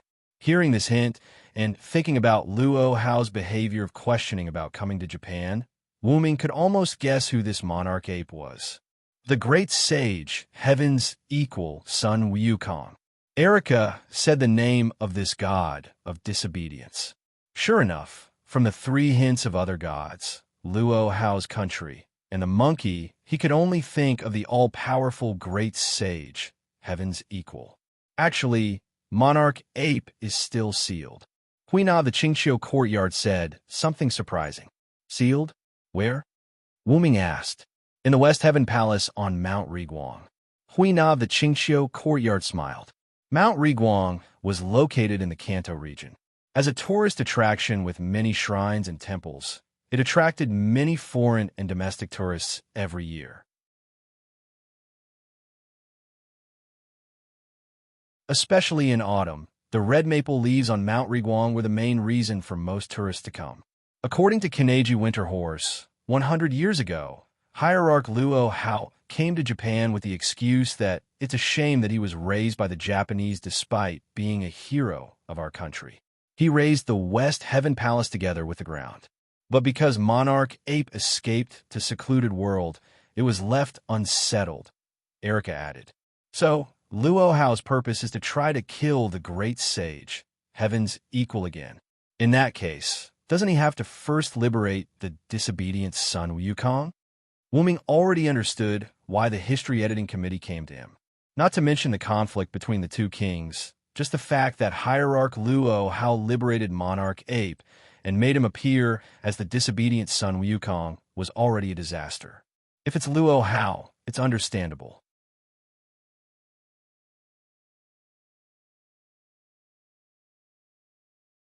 Chapter 197. After all, Luo Hao comes from a country with a strong sense of nationality. Moreover, as a woman born during the Qing dynasty, Luo Hao still had a strong sense of feudalism even after 200 years had passed. Those not of my race will definitely have different intentions. Those who offend my Huaxiao will be punished no matter how far away they are. These words didn't come from the country where Luo Hao came from. The great sage, heaven's equal, the insufferably arrogant monkey king son Wukong, was actually being raised by a former vassal country of Japan. It would be strange if she wasn't angry. Honestly, I can only say that as expected of the god of disobedience. A bunch of troublesome existences. Wuming shrugged helplessly. Meanwhile, Erica glanced at Wuming as if to say, "You're the one who's the most troublesome existence here, and you still have the nerve to talk about others." Of course, Wuming chose to ignore all of this. "In that case, I'll have to go see your grandfather, Huina."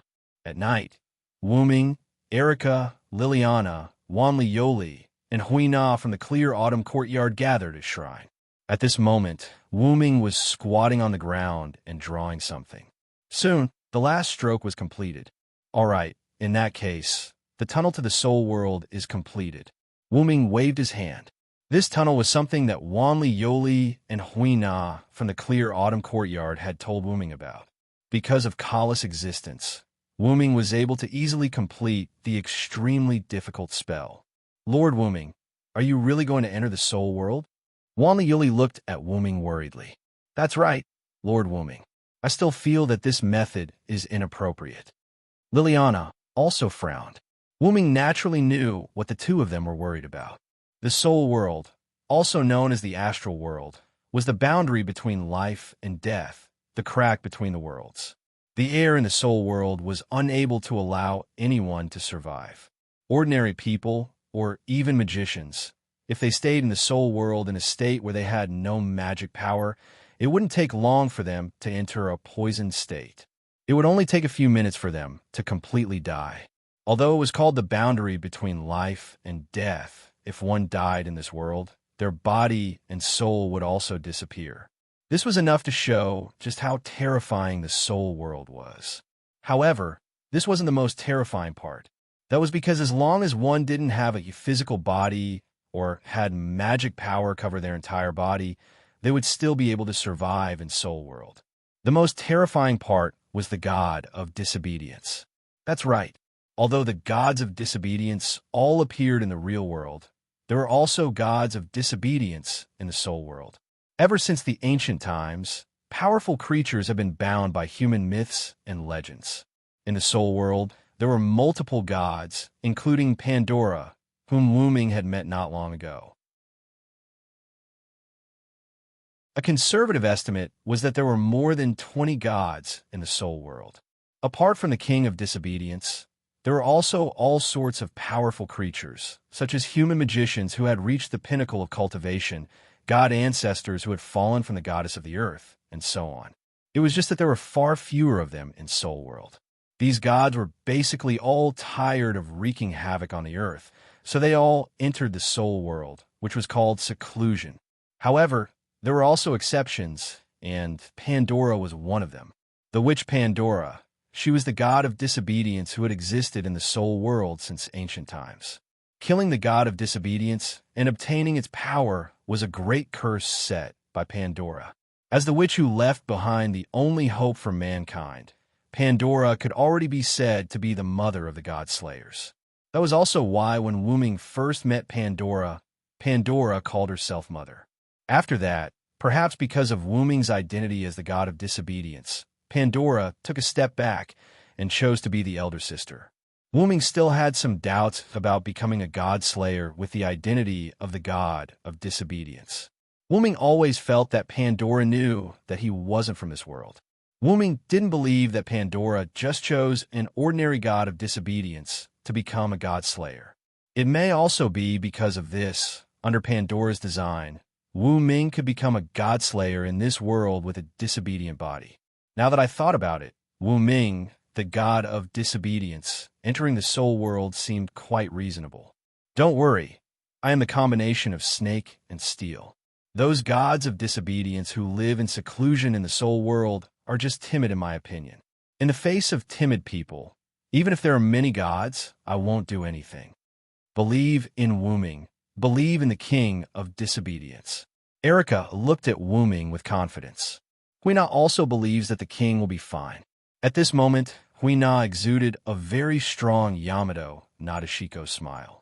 It was indeed worthy of being called a top-notch Yamato Nadeko by Kaneko Winterhorse. This momentum was really not for show. Seeing Wu Ming, Erica, and Huina said so, Liliana and Yuri didn't say anything, but their worries couldn't be completely eliminated. Then, I'll take my leave first, Wu Ming said with a smile. Then, the magic formation instantly lit up, making the four people unable to open their eyes. After the light disappeared, the four people looked at Wu Ming. There was only an empty magic formation left in the place, and there was magic power exuding around it, indicating that Wu Ming was here just now.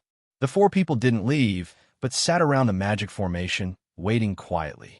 The environment in the soul world was actually similar to the main world: mountains, cities, beaches, and oceans, but these places were covered in gray. The only thing that didn't exist was that there were no living creatures. In addition to these ordinary landscapes, there were also various strange worlds in the soul world, such as abstract painting style, Cthulhu style, and other kinds of appearances that were difficult for ordinary people to accept. In addition to these natural existences, the powerful existences in the soul world, such as the god of disobedience, could also create and change the appearance of the surroundings to suit themselves. For example, when Wu Ming met Pandora, the space she was in was a completely white space with nothing else. This was the environment that Pandora had created for herself. Inside the soul world, a ray of light suddenly appeared. After the ray of light landed, it transformed into Wu Ming. Wu Ming's current environment was a city that looked similar to the main world. However, this city was covered in gray. So this is the soul world? There's so much magic power here. Wu Ming exclaimed as he observed his surroundings and sensed the abundant magic power here. Master, I can sense knowledge. At this moment, Kala spoke up while standing on top of Wu Ming's head. Knowledge? Wu Ming asked. Yes, master. You could try to think about some things. Wu Ming listened to Kala's and activated the god of disobedience. Wu Ming instantly opened his eyes wide as a large amount of knowledge poured into Wu Ming's mind. Wu Ming stopped thinking and shook his head. This was the side effect of a large amount of knowledge instantly entering his mind. I never expected that the soul world would have such an effect as well. While Wu Ming was thinking about the god of disobedience, almost all the information about the god of disobedience started flowing into Wu Ming's mind. However, because there was too much information, Wu Ming instantly disconnected the information. It could be said that the soul world was a gigantic global information library. If one wanted to find any information, they could meditate in the soul world, and the soul world would instantly stuff all the information into their mind.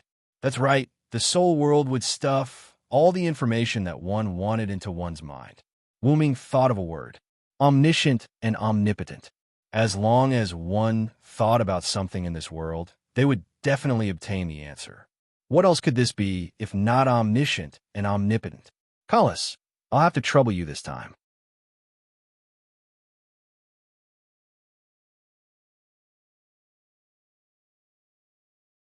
Chapter 198.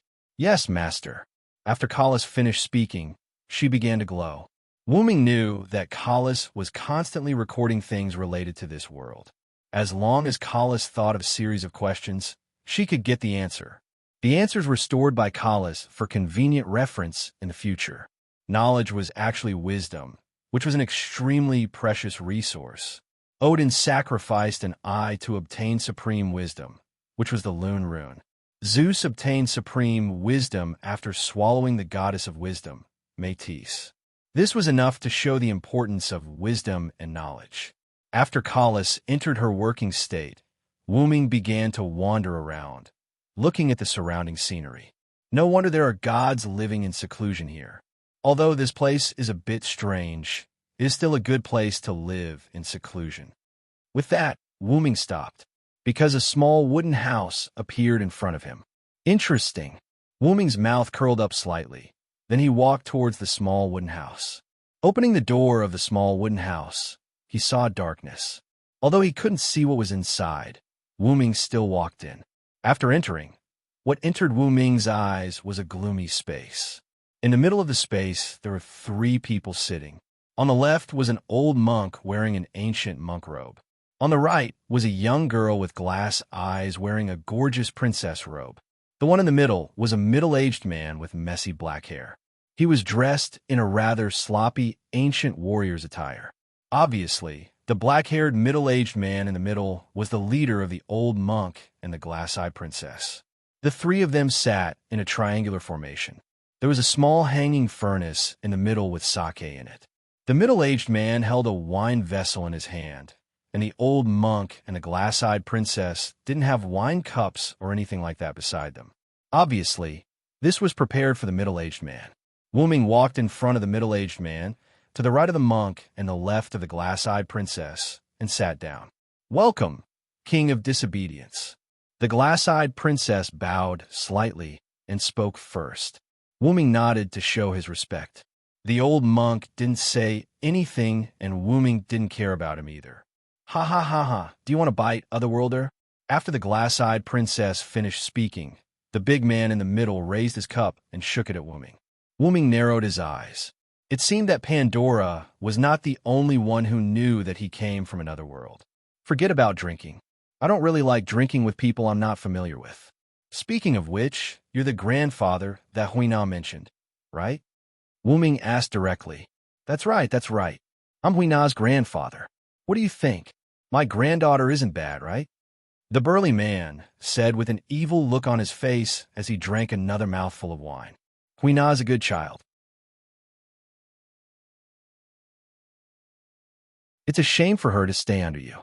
Wuming ignored the man's evil look and directly spoke sarcastically. "Anyway, I've already given her to you. Just treat her as your witch." The burly man didn't care about Wuming's sarcasm, smiled casually, and then drank another mouthful of wine. "Let's not talk too much. I don't care who the 2 people beside you are. I just want to know if the last king was hidden by you, the male life of Susanoo." Wuming not only directly stated his purpose, but also the real name of the burly man. Yes, the burly man in front of Wuming is a famous Japanese god, the male life of Susanoo. Susanoo was one of the 3 sons of Izanagi and Izanami, the 2 ancient gods of Japan. The other 2 are the Japanese sun goddesses, Amaterasu Omikami and Tsukuyami. In Japan's Kojiki, Susanoo is called the male life of Susanoo. He also has many names such as Tame Horsehead, Tame King, Susanoo, and so on. All in all, Susanoo is a very important god in the pantheon, comparable to Athena of Greece. The reason why Wuming knew of the burly man's name was because of the long item wrapped in cloth from clear autumn courtyard's Huina, heavenly cloud sword. Huina claimed that this was the sky cluster cloud that her grandfather bestowed upon her, but Wuming discovered that this sky cluster cloud was a subsidiary god. The only god who could make the heavenly cloud sword be affiliated to was Susanoo. According to the legend, Susanoo wielded the sword of Tatsuka and killed the Yamata no Orochi. He found a treasure sword from the tail of the Yamata no Orochi, which was the heavenly cloud sword. In other words, the burly man was steel. However, the burly man was not displeased when his real name was revealed. Instead, he laughed out loud. Humph. As I said, as long as he comes in contact with Na, he will know your name. The old monk sitting on the left said with some displeasure. So what? It doesn't matter to me whether he knows or not. It's really exciting. I have many names. Let's call me Susanoo for the time being. What about you, alien? Susanoo grinned and then asked Wooming. I also have many names, but my favorite is Wooming. Just call me Wooming. As soon as he said that, the old monk and Princess Glass Eyes instantly understood Wooming's intention. Since he was a god, he must have a weakness. Just like the followers of the Holy Grail War, hiding their real name was to avoid weaknesses. The name Wooming didn't sound like a god. In this way, they couldn't find his weakness through his name. Humph. Do you think we can't know your real name if you don't tell us? Your battle with another godslayer has already exposed your real name, Vilo silenced. The old monk was quite unconvinced. After the old monk said that, Princess Glass Eyes realized that something was going to happen. When she was about to speak, Wooming spoke. If my perception is correct, you are a human. Wooming's eyes became sharp and looked directly at the old monk. In Wooming's perception, the old monk was not a god, but a magician who cultivated to the extreme.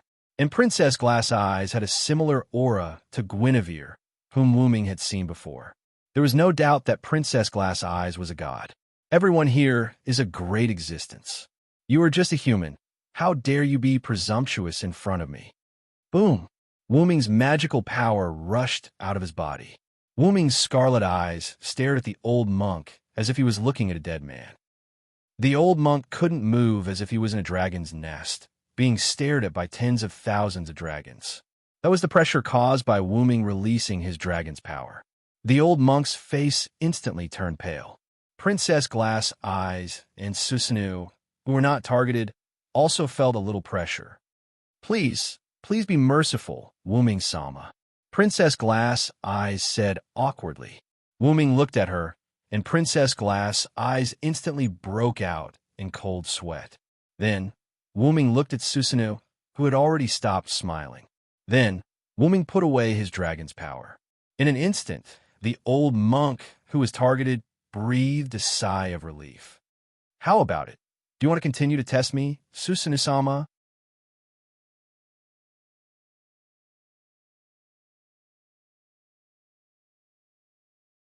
Chapter 199. Wooming's words were not wrong at all.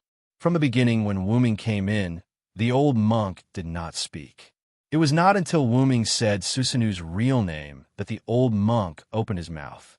Every time the old monk spoke, he was targeting Wooming, and Wooming could naturally see it. And although the three of them were sitting in a situation where Susanoo was the leader, it did not mean that he was the leader. It could be seen from Princess Glass Eyes' attempt to stop the old monk's speech, but she was interrupted by Wooming. The reason why he was interrupted was because Wooming also wanted to show Susanoo who was in charge. From the way Wooming released draconic force to suppress the old monk, it could be seen that Susanoo's smile had disappeared. As the root dragon, after absorbing the root power of the X-Moon world, Wooming's draconic force had reached an unprecedented height. Especially just now. If Wooming suddenly released draconic force at a very close distance and the other party was not prepared, he would be completely suppressed. Even Susanoo, who was not the target, felt the pressure, so he had to take it seriously. As for the magic power, Wooming deliberately released it to set off the atmosphere. You only need to tell me about the last king and monarch ape. I don't want to know anything else, including their identities. When Wooming said this, Susanoo began to laugh. He kept slapping his thigh, and the magic power of Susanoo also leaked out. After laughing, Susanoo instantly looked at Wooming. As expected of someone from another world, you're really not weak.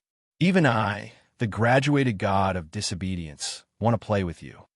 Susanoo's eyes flashed with a dangerous light. In response, Wuming just said a few words. Is that so? Boom! The small wooden house instantly exploded, and 3 figures escaped somewhat awkwardly. God of disobedience, please calm down. Princess Glass Eyes said a little anxiously. The old monk next to her was a little angry. He's too arrogant. Why don't we take it down together? The old monk looked at Susanoo and Princess Glass Eyes. Take me down? I even wonder if you're too old for your head. Wuming's voice came from the small wooden house that had turned into a pile of ruins.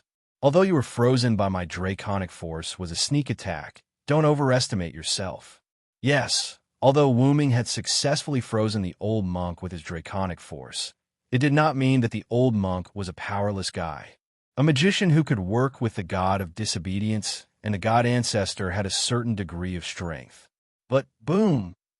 The ruins exploded, and a meteor flashed through the ruins, accompanied by the sound of chains.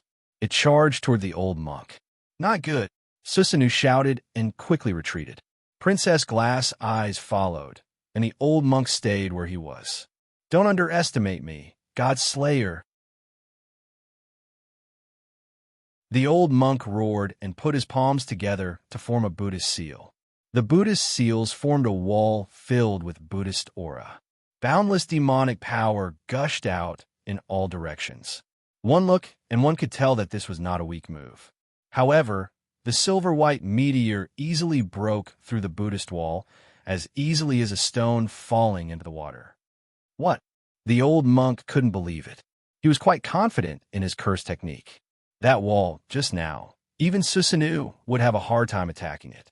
He didn't expect Wuming to break through it so easily. The chains wrapped around the silver meteor hit the old monk fiercely. The old monk was knocked away like a deflated ball and fell heavily to the ground. The old monk spat out blood. Obviously, as a human, even if his means were superb, his physical fitness was still inferior to Wuming. The silver meteor stopped, revealing Wuming's figure holding the rune of 10,000 methods. He just relied on the rune of 10,000 methods to easily break through the old monk's Buddhist wall. After all, as long as it was made of magical power, rune of 10,000 methods could return it to its original state, that is, nothing. In fact, if you used countless rule breakers to pierce a servant, you would be able to directly return to the martyr's palace. This was because a servant was an amalgamation of magic power. Of course, that was only if the servant stood there and did nothing to stop you from stabbing it. The rule breaker talisman in his hand, which had exhausted all of its power, shattered. Then Wuming looked at Susanoo, who dodged the chains just now, and Princess Glass Eyes, who went to the old monk's side to heal him. At the same time, Princess Glass Eyes spoke. Please calm down, Lord of Disobedience. Princess Glass Eyes' voice sounded quite helpless. Because she respected Wuming from the beginning, Wuming didn't want to trouble her. So Wuming didn't care about Princess Glass Eyes, who healed the old monk. As for the old monk, if it weren't for Princess Glass Eyes, he would have died a long time ago. One must know that the current Enkidu was not a chain that could only bind the gods and myths. Instead, it had evolved into a powerful chain that could both attack and defend. Moreover, its binding effect had been enhanced ahead of time. That's Heaven's Lock, right? Susanoo asked. Although he didn't know what the lightning-shaped dagger in Wuming's hand was, it didn't mean that he didn't know the golden chain. Susanoo, who had a special intelligence channel, naturally knew that Wuming had a golden chain in his hand, and it was a chain that could attack gods. After careful study, Susanoo has determined that it was the Enkidu of the Sumer gods in Mesopotamia. That was why he dodged Wuming's attack just now. If he was tied by that chain, he would be at the mercy of Wuming. As expected of the Susanoo who used tricks to kill Orochi. It seems that you can only play tricks.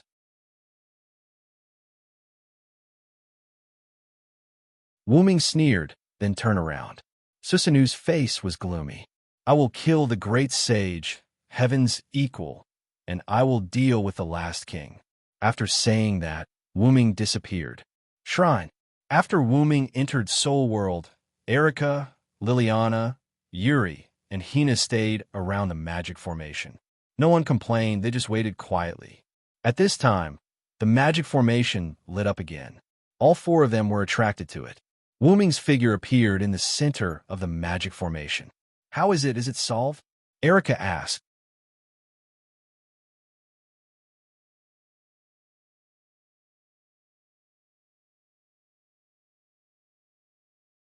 Chapter 200. Half and Half. As soon as Rosin said that, Erica and the others were quite confused. There were two reasons why Wu Ming went to Soul World to see Hui Na's grandfather. The first was about Luo Hao's crusade against the Great Sage. The second was about the Last King. Although Silent Wonder didn't get anything out of Susanu's mouth because of his relationship with Yushur, the moment he asked the question, Silent Wonder was informed by Yushur about the Great Sage, Heaven's equal, and the Last King. However, because Yushur directly transmitted the knowledge to Wu Ming's mind instead of answering the question, Yushur only passed on the history of the Last King and the Great Sage. After the Last King killed the last Godslayer of the previous generation, he fell into a deep sleep in the place where he killed the last Godslayer of the previous generation, which was Japan. Because it was a piece of history, Wu Ming didn't know who the Last King was. He only saw the scene of him holding the sword of salvation and releasing the thunder of salvation. His figure was blocked by the lightning, so Wu Ming didn't see his figure clearly. However, Wu Ming always felt that there was a special power protecting him, so Wu Ming couldn't see his identity. The Great Sage, Heaven's Equal, was much easier to deal with. The Great Sage, Heaven's Equal, was sealed by the old monk, Susanu, Princess Glassy Eyes, and several other gods who lived in seclusion. They used a spell to target the Great Sage, Heaven's Equal. When a dragon snake appeared, the spell that trapped the Great Sage would weaken, and the Great Sage would be released. After the dragon snake was killed, the Great Sage would be forced back to the Western Heavenly Palace by the spell. Wu Ming guessed that the reason for this was to prevent the dragon snake from attracting the Last King of the strongest steel. As everyone knew, steel and serpent were mortal enemies. Where there was serpent, there would be steel. Therefore, in order to prevent the Last King from appearing, the Great Sage needed to eliminate the dragon and serpent.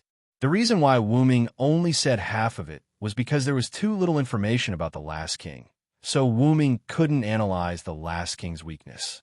Because of the lack of information, Wu Ming's warrior avatar has been unable to be activated. But Wu Ming walked to the steps of a shrine. I will solve the problem of the Great Sage and the Last King, Wu Ming said arrogantly. Wu Ming's words were full of confidence, which made several people who were a little uneasy at first feel relieved. Let's go back to sleep. After that, Wu Ming took the lead. Erica and the others looked at each other. Then, they smiled and followed soundless out of the shrine. The next day, airport. Wu Ming came here with Erica, Liliana, and Hui Na, waiting for someone's arrival. Wu Ming couldn't help but remember the content of Alice's call to him yesterday.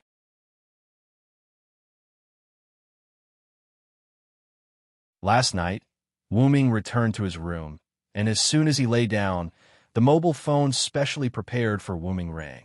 Because of Wu Ming's identity, the contacts on his mobile phone were basically the phone numbers of some high-level Magic Association members. This was to facilitate Wu Ming's actions in each area, although Wu Ming didn't need it.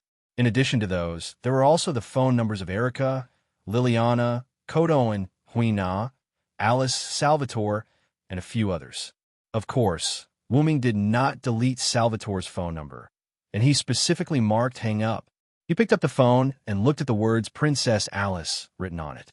By the way, this mobile phone was given to Wu Ming by Alice. She called it, "I'm so busy that I can't contact you, so I specially prepared a mobile phone for you." Wu Ming picked up the phone and spoke immediately. "How can our princess have time to call me?" Wu Ming said calmly. "Master Wu Ming, you are really good at joking. Just call me Alice." Although the attitude was very respectful, Wu Ming still heard a trace of slyness from her words. "Well, take it as a return gift for the last time in your room," Wu Ming said with a sly smile. Although Alice looked like a well-behaved girl, Wu Ming knew that she had the potential to be a little witch in her bones. He could see it just by the fact that she had escaped from his house. "Really, Master Wu Ming, I have something serious to talk to you about now."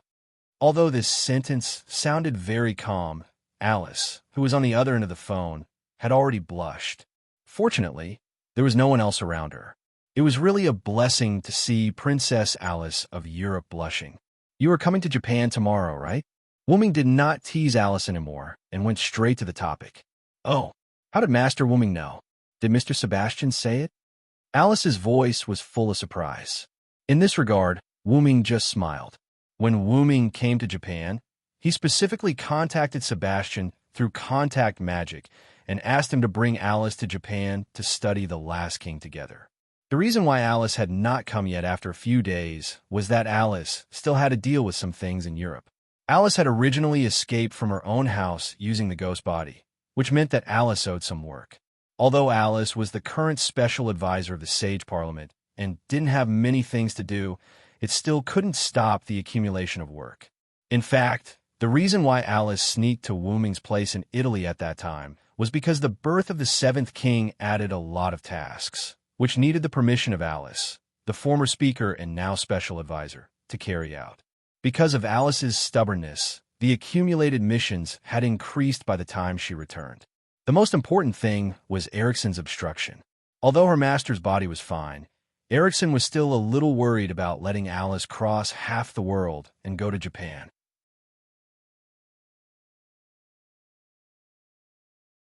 As long as she was not facing the Godslayer, Ericsson could be said to be a perfect career woman. Even facing Sebastian, at most, she would just give in a little. Just as Seabass was about to argue with her, Alice stopped him. After that, Alice secretly left her house and boarded the plane. "That's right, Master Wuming. I have already boarded the plane with Mr. Sebastian. I think we will arrive tomorrow morning. Remember to come and pick me up." Then, after Wuming said, "Oh," Wuming hung up the phone and went to sleep. "Really, you're not a child anymore. Do you still need someone to pick you up?" In the room provided by the History Editing Committee, Wuming said casually. Although he said that, Wuming still brought his old and new servants to pick him up. "Wuming, Her Highness Alice has arrived."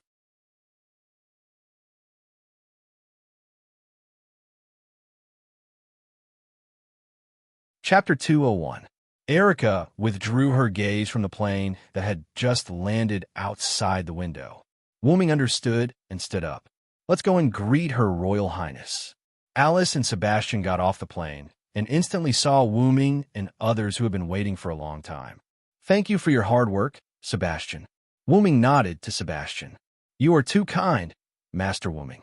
Sebastian put his right hand on his heart and bowed slightly. "Alice, too. She is tired from the journey. You're talking as if I'm just an accessory.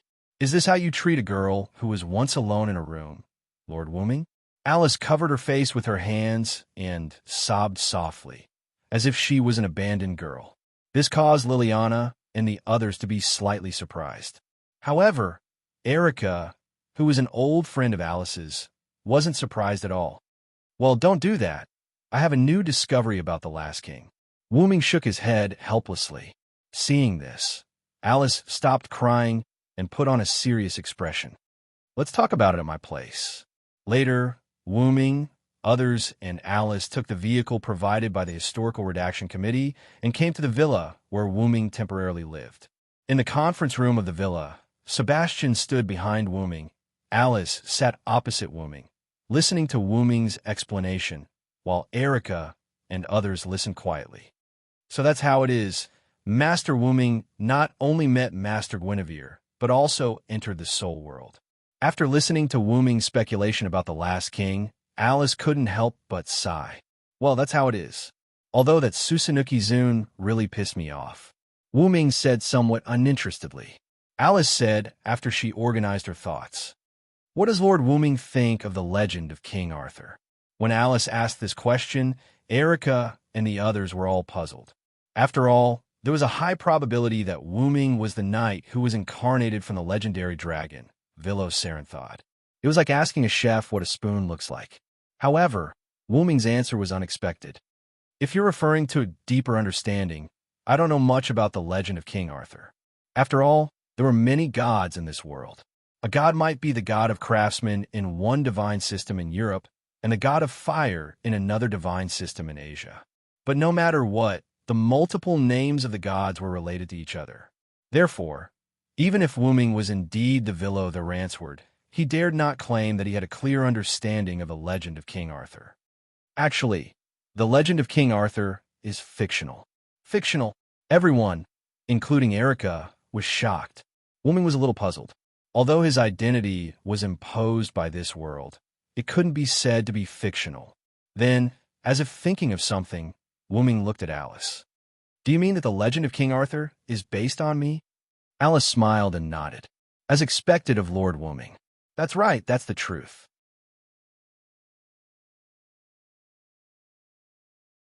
Then, looking at everyone's dumbfounded expression, Alice continued. "Lord Wooming has met Guinevere. I believe your memory and hers should have been recovered. However, from what you said just now, it seems that your memory is not fully recovered." Wooming just nodded at the mention of recovering his memory. Because there had been cases of gods of disobedience who had lost their memory, the Sage Council seemed to treat Wooming, who didn't look like a god of disobedience, as a god of disobedience who had lost his ancient memory. In fact, it wasn't wrong. When Wooming came to this world, he did know that he was the god of disobedience, but he didn't know what his divine name was. It wasn't until the battle with Warband that he learned that he was the Villo, their Ransword. However, now that he thought about it, it seemed that the Uruk, Hyunryong, and the Ransword were also Wooming's divine identity. After all, this was a world where the gods had multiple divine names. Then again, being treated as someone who had lost his ancient memory also saved Wooming the trouble of explaining. Otherwise, it would be troublesome. Lord Guinevere, the divine ancestor, actually existed a long time ago. On the way to find the last king, Lord Guinevere met Lord Villo. Everyone looked at Wooming.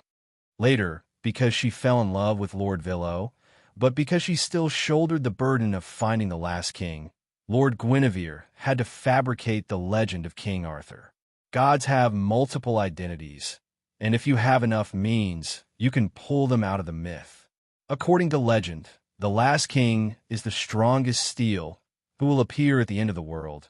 That is, when there are too many gods' layers, the last king will appear. Combined with the story of King Arthur, everyone understood at once. In other words, Guinevere's original purpose was to create a myth similar to the last king, so as to summon the last king? Erica said with some disbelief. "That's right." Alice nodded. "Then what does this have to do with Wooming, Sama?" Liliana asked. "Of course, it has something to do with it." Alice looked at Wooming again. Because she fell in love with Lord Villo, Guinevere unconsciously put Lord Villo into the legend of King Arthur when she created the myth. In the end, the myth of King Arthur has been widely recognized by the world, and Guinevere, who realized the problem, added another identity to the King Arthur myth. That is King Arthur's strongest knight, Villo the Ransword. Wanli Guyoli said. Yes, but it still doesn't change that King Arthur was created based on Lord Wooming. But because Lord Guinevere was killed before the summoning ritual began, this method was not used. When Lord Guinevere was reincarnated, she had already discovered that the legend of King Arthur had been modified by humans in later generations, and it was no longer the legend of the last king. So Lord Guinevere gave up this method. However, this method created Lord Wooming, right? Qingqiu Courtyard's Hui Na smiled slightly. That's right. Alice continued, and everyone looked at Wooming. The current legend of King Arthur clearly shows how similar King Arthur and his strongest knight are. King Arthur is said to be the incarnation of the Red Dragon, and the Villo is the legendary knight transformed from the dragon. King Arthur has an unparalleled sacred sword of stars, and the Villo also has a sacred sword of meteor. The Knights of the Round Table worship and admire King Arthur and the Villo the most. When King Arthur went out to war, the Villo was in power in the city, and when the Villo was out to war, King Arthur was in power in the city. The Villo disappeared after the unification of Britain, and that was when King Arthur began to decline. Alice listed out a series of similarities between King Arthur and the Villo. These conditions undoubtedly show that Lord Wooming, who is also Lord Villo, is King Arthur. The final sentence left everyone speechless for a long time. Well, Wooming felt like his head was going to explode.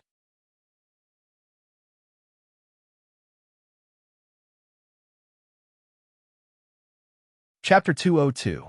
Wuming was dumbfounded as he listened to Alice's explanation. At this moment, Wuming only wanted to use one sentence to explain his current feelings. Sigh, as the person involved, I didn't even know. Then Wuming said that he wanted to think about what to do next and disappeared in the blink of an eye. Everyone looked at Sebastian in confusion.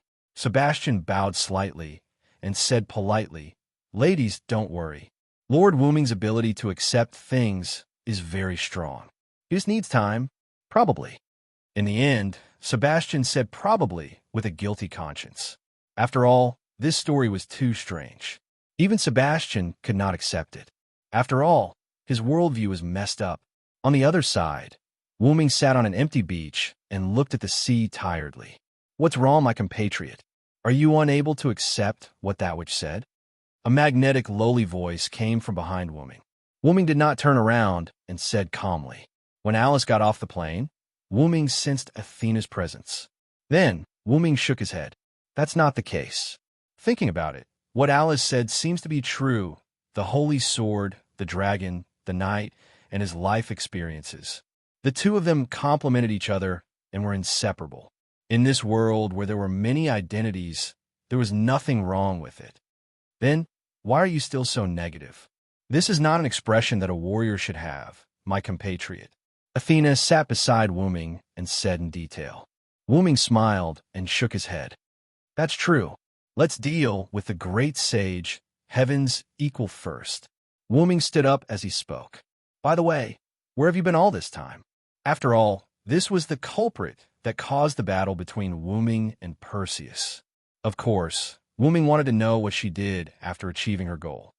I have been chasing after the god ancestor. Athena looked at Wuming with her snake-like eyes. Guinevere? Why? You shouldn't be in contact with her. Athena stood up and said, although I have nothing to do with the god ancestor, I don't want to resurrect the strongest steel. After all, steel is my mortal enemy. Athena's words were full of disgust. Is that so? I'm sorry. I will resurrect the strongest steel because I want to defeat him. Wuming's red eyes met Athena's snake-like eyes.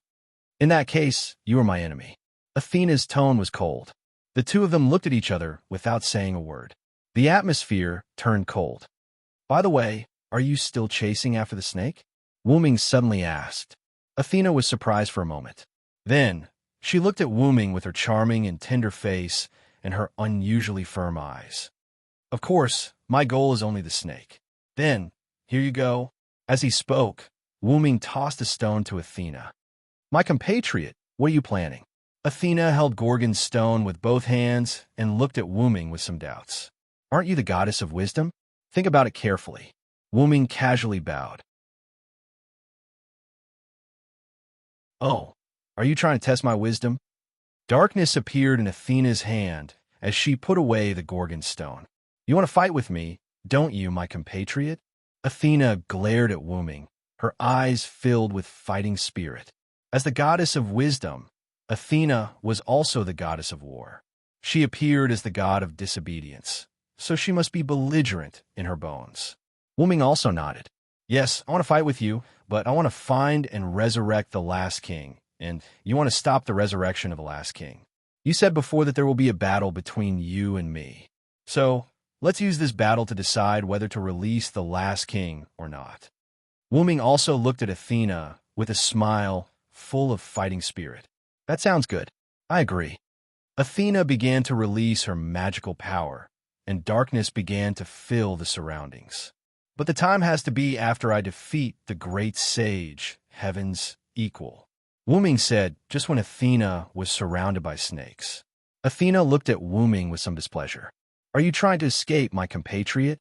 Facts proved that as the god of disobedience, even the goddess of wisdom would be disturbed by the nature of the god of disobedience. Don't misunderstand. I have no intention of escaping. First, it's because Luo Hao is about to come to Japan, and I have to defeat the great sage, heaven's equal, before he arrives. Second, you haven't recovered your Trinity body yet. I left a seal on a Gorgon stone just now. I believe that even you would need a few days to unlock it. Athena's frown eased. Thinking carefully, When she came into contact with the Gorgon stone just now, nothing happened. Logically speaking, when Athena came into contact with his divinity, the Gorgon stone, the two would definitely merge into one. Wu Ming deliberately added a super advanced seal on the Gorgon stone to guard against Athena. Now it was no longer necessary. Is this also part of your plan? You're both my compatriot and my nemesis. Athena revealed a smile, despite her words.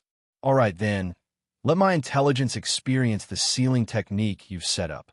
Then, Athena turned around and disappeared into the darkness. Let me remind you, the god ancestor and his god shadow have also come to the easternmost land. Athena's voice floated in the air and gradually faded away. Guinevere and Lancelot also came.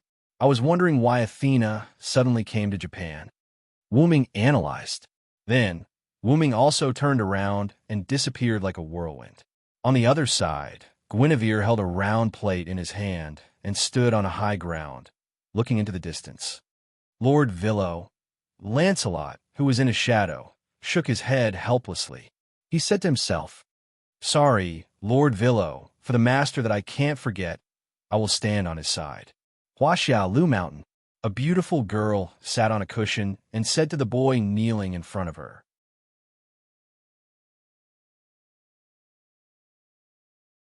Inger, go to Japan first and inform the court that Luo Hao will visit in a few days.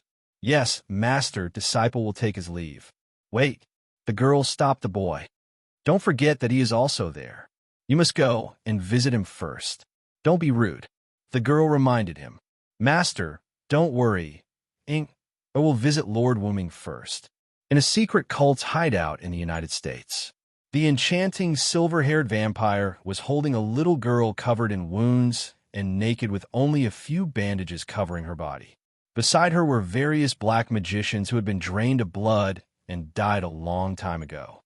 I say, you're really good at running. You made me delay the mission that Lord gave me. The vampire smiled seductively, but the injured girl had already fainted. Now, the conditions to unlock the last king are almost there. I remember that Lord is in a place called Japan. Thinking, the silver-haired vampire dragged the unconscious girl and left. The easternmost land was destined to not be peaceful.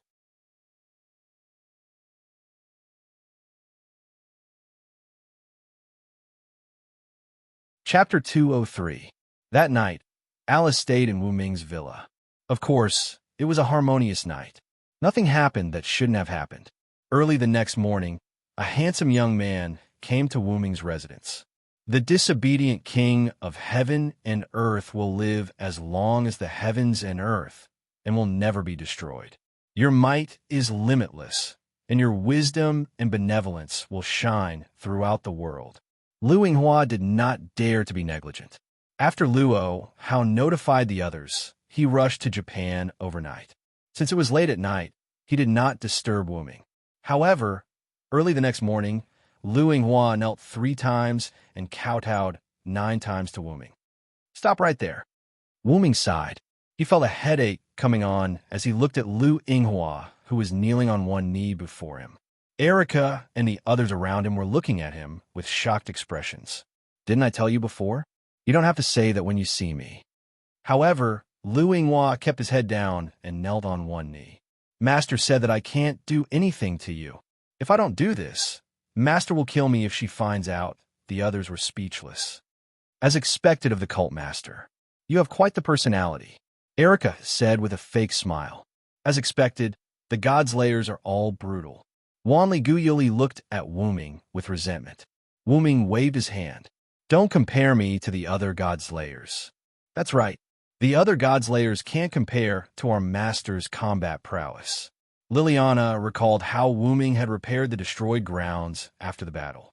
As he listened to the girl's comments, Wu Ming vaguely noticed that Lu Yinghua's expression was slightly unnatural. It was as if he was holding something back. But isn't the king's nature a god? Clear autumn courtyard's Huina's innocent face was filled with doubt. When she said that, the others, including Lu Yinghua, remembered that Wu Ming was a disobedient god. Because Wu Ming's behavior was too similar to that of an ordinary person, Everyone subconsciously treated Wu Ming as a human. Then, realizing that Wu Ming was the god of disobedience, Lu Ying immediately fell to the ground on all fours. You are the supreme god of the heavens and the earth. You will live as long as the heavens and the earth. You will never be destroyed, and you will rule over all things. Your might is limitless, and you will benefit the world. Endless words came out of Lu Yinghua's mouth. Wu Ming didn't want to say anything more. You came looking for me because Luo Hao is about to come to Japan, right? Wu Ming instinctively interrupted Lu Yinghua's speech. Because he was interrupted, Lu Yinghua was stunned for a moment before replying. Yes, and my master has a very high opinion of you, senior. He asked me to pay you a visit with the same etiquette as my master. My master specifically asked me to send a message to you. The great sage, Heaven's equal, is a god that my master is determined to kill. I hope that you will not interfere. However, this sentence was filled with power. As soon as he said this, Erica and the others were displeased. Just as Erica and the others were about to say something, Wu Ming raised his hand and gestured for them to keep quiet. Then, Wu Ming spoke. In that case, please tell Luo Hao that I've decided to crusade against the great sage, Heaven's equal. If possible, tell her not to come. Then, Wu Ming added, just take it that I've settled it for her. As soon as he said this, Lu Yinghua's eyes widened. As expected of the king of disobedience, my master's best friend, and a person who disobeys everything, I'll definitely pass on your message. I'll take my leave. After saying this, Lu Yinghua couldn't take it anymore. He turned into a shadow and left. I don't know why, but I feel like he hates us, Erica said while stroking her chin. I have the same feeling. I can sense a faint hostility from Lu Yinghua, Liliana agreed. Huh, really? I didn't feel it. Wanli Gu Yoli was at a loss. That's because you don't have any combat experience, Yoli. Erica and Liliana are both Grand Knights. Being able to sense hostility is a necessary condition for a warrior, Wu Ming explained. His Majesty is right, Yoli. Huina can also sense that hostility. Huina, who is the #1 witch Tachibana, also said. Wanli Gu Yoli lowered his head slightly, as if blaming himself for not being able to sense it. Seeing this scene, Wu Ming spoke with a smile. Don't underestimate yourself, Yoli. Your spirit vision is a trump card. Wanli Gu Yoli raised his head and looked at everyone. Erica and Huina also nodded. Then Liliana said, that's right. Although I also have spirit vision, compared to yours, mine seemed a little useless. Despite this, Liliana wasn't discouraged. After all, she was a knight, not a witch. After all, a talent like spirit vision couldn't be improved through training. Therefore, Wanli Gu Yoli's high-probability spirit vision could be said to be a very powerful ability. Don't belittle yourself, Yuli, Erica teased. Have confidence, Yuli. Qingqiu Courtyard's Huina raised her small hand and acted like she was cheering Wanli Gu Yoli on. Is that so? Thank you very much, everyone. I'm fine. Wanli Gu Yoli blushed a little. As if thinking of something, Wu Ming scratched his head in confusion. Speaking of spirit vision, where did Alice go? If it's Alice, she probably overslept, the meticulous Liliana said. After all, Erica also had the habit of sleeping in. When Liliana went to wake Erica up, she also went to check on Alice. As a result, a rather drowsy voice of, I'll sleep for another 5 minutes came from the room. Due to Lu Yinghua's arrival, Liliana had forgotten about this matter. So, our Princess Highness hasn't woken up yet. Wu Ming's eyes flashed with a playful glint. Ah, Wu Ming, are you going to do something? Erica asked slyly.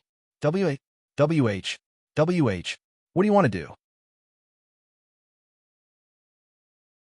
Liliana, Wanli Gu Yoli, and Qingqiu Courtyard's Huina shouted with flushed faces. Don't worry, I'm just going to wake Alice up. As he spoke, Wu Ming walked toward Alice's room. He left behind a group of stunned girls who had yet to react to the situation. Wait. Even if you're a king, you can't be rude to a lady. You're really shameless. Huina thinks it's not good to do this so early in the morning, Amidst the three girls' condemnation, Wuming walked to the stairs leading to the second floor and took out a bunch of keys. The spare keys the guy gave me have come in handy. Wuming recalled the I know what to do look on Gantai Dongma's face when he secretly gave him a bunch of keys. When the girls saw the keys in Wuming's hand, their expressions changed drastically. If that was the case, did it not mean that Wuming had spare keys to every room? The girls had no time to care about Alice's situation. They hastily returned to their rooms and began to reinforce their doors. However, they seemed to have forgotten that even if it was a high-level magic trick, Wuming's Godslayer body could ignore it. You're tuning into the Romance Rendezvous YouTube channel. We're so grateful for your support, and don't forget to subscribe to join us on this incredible journey through captivating stories. Your generosity through donations truly makes a world of difference, as it's the primary source of revenue that allows me to expand and enhance this channel for you. Thank you from the bottom of my heart for being a part of this adventure.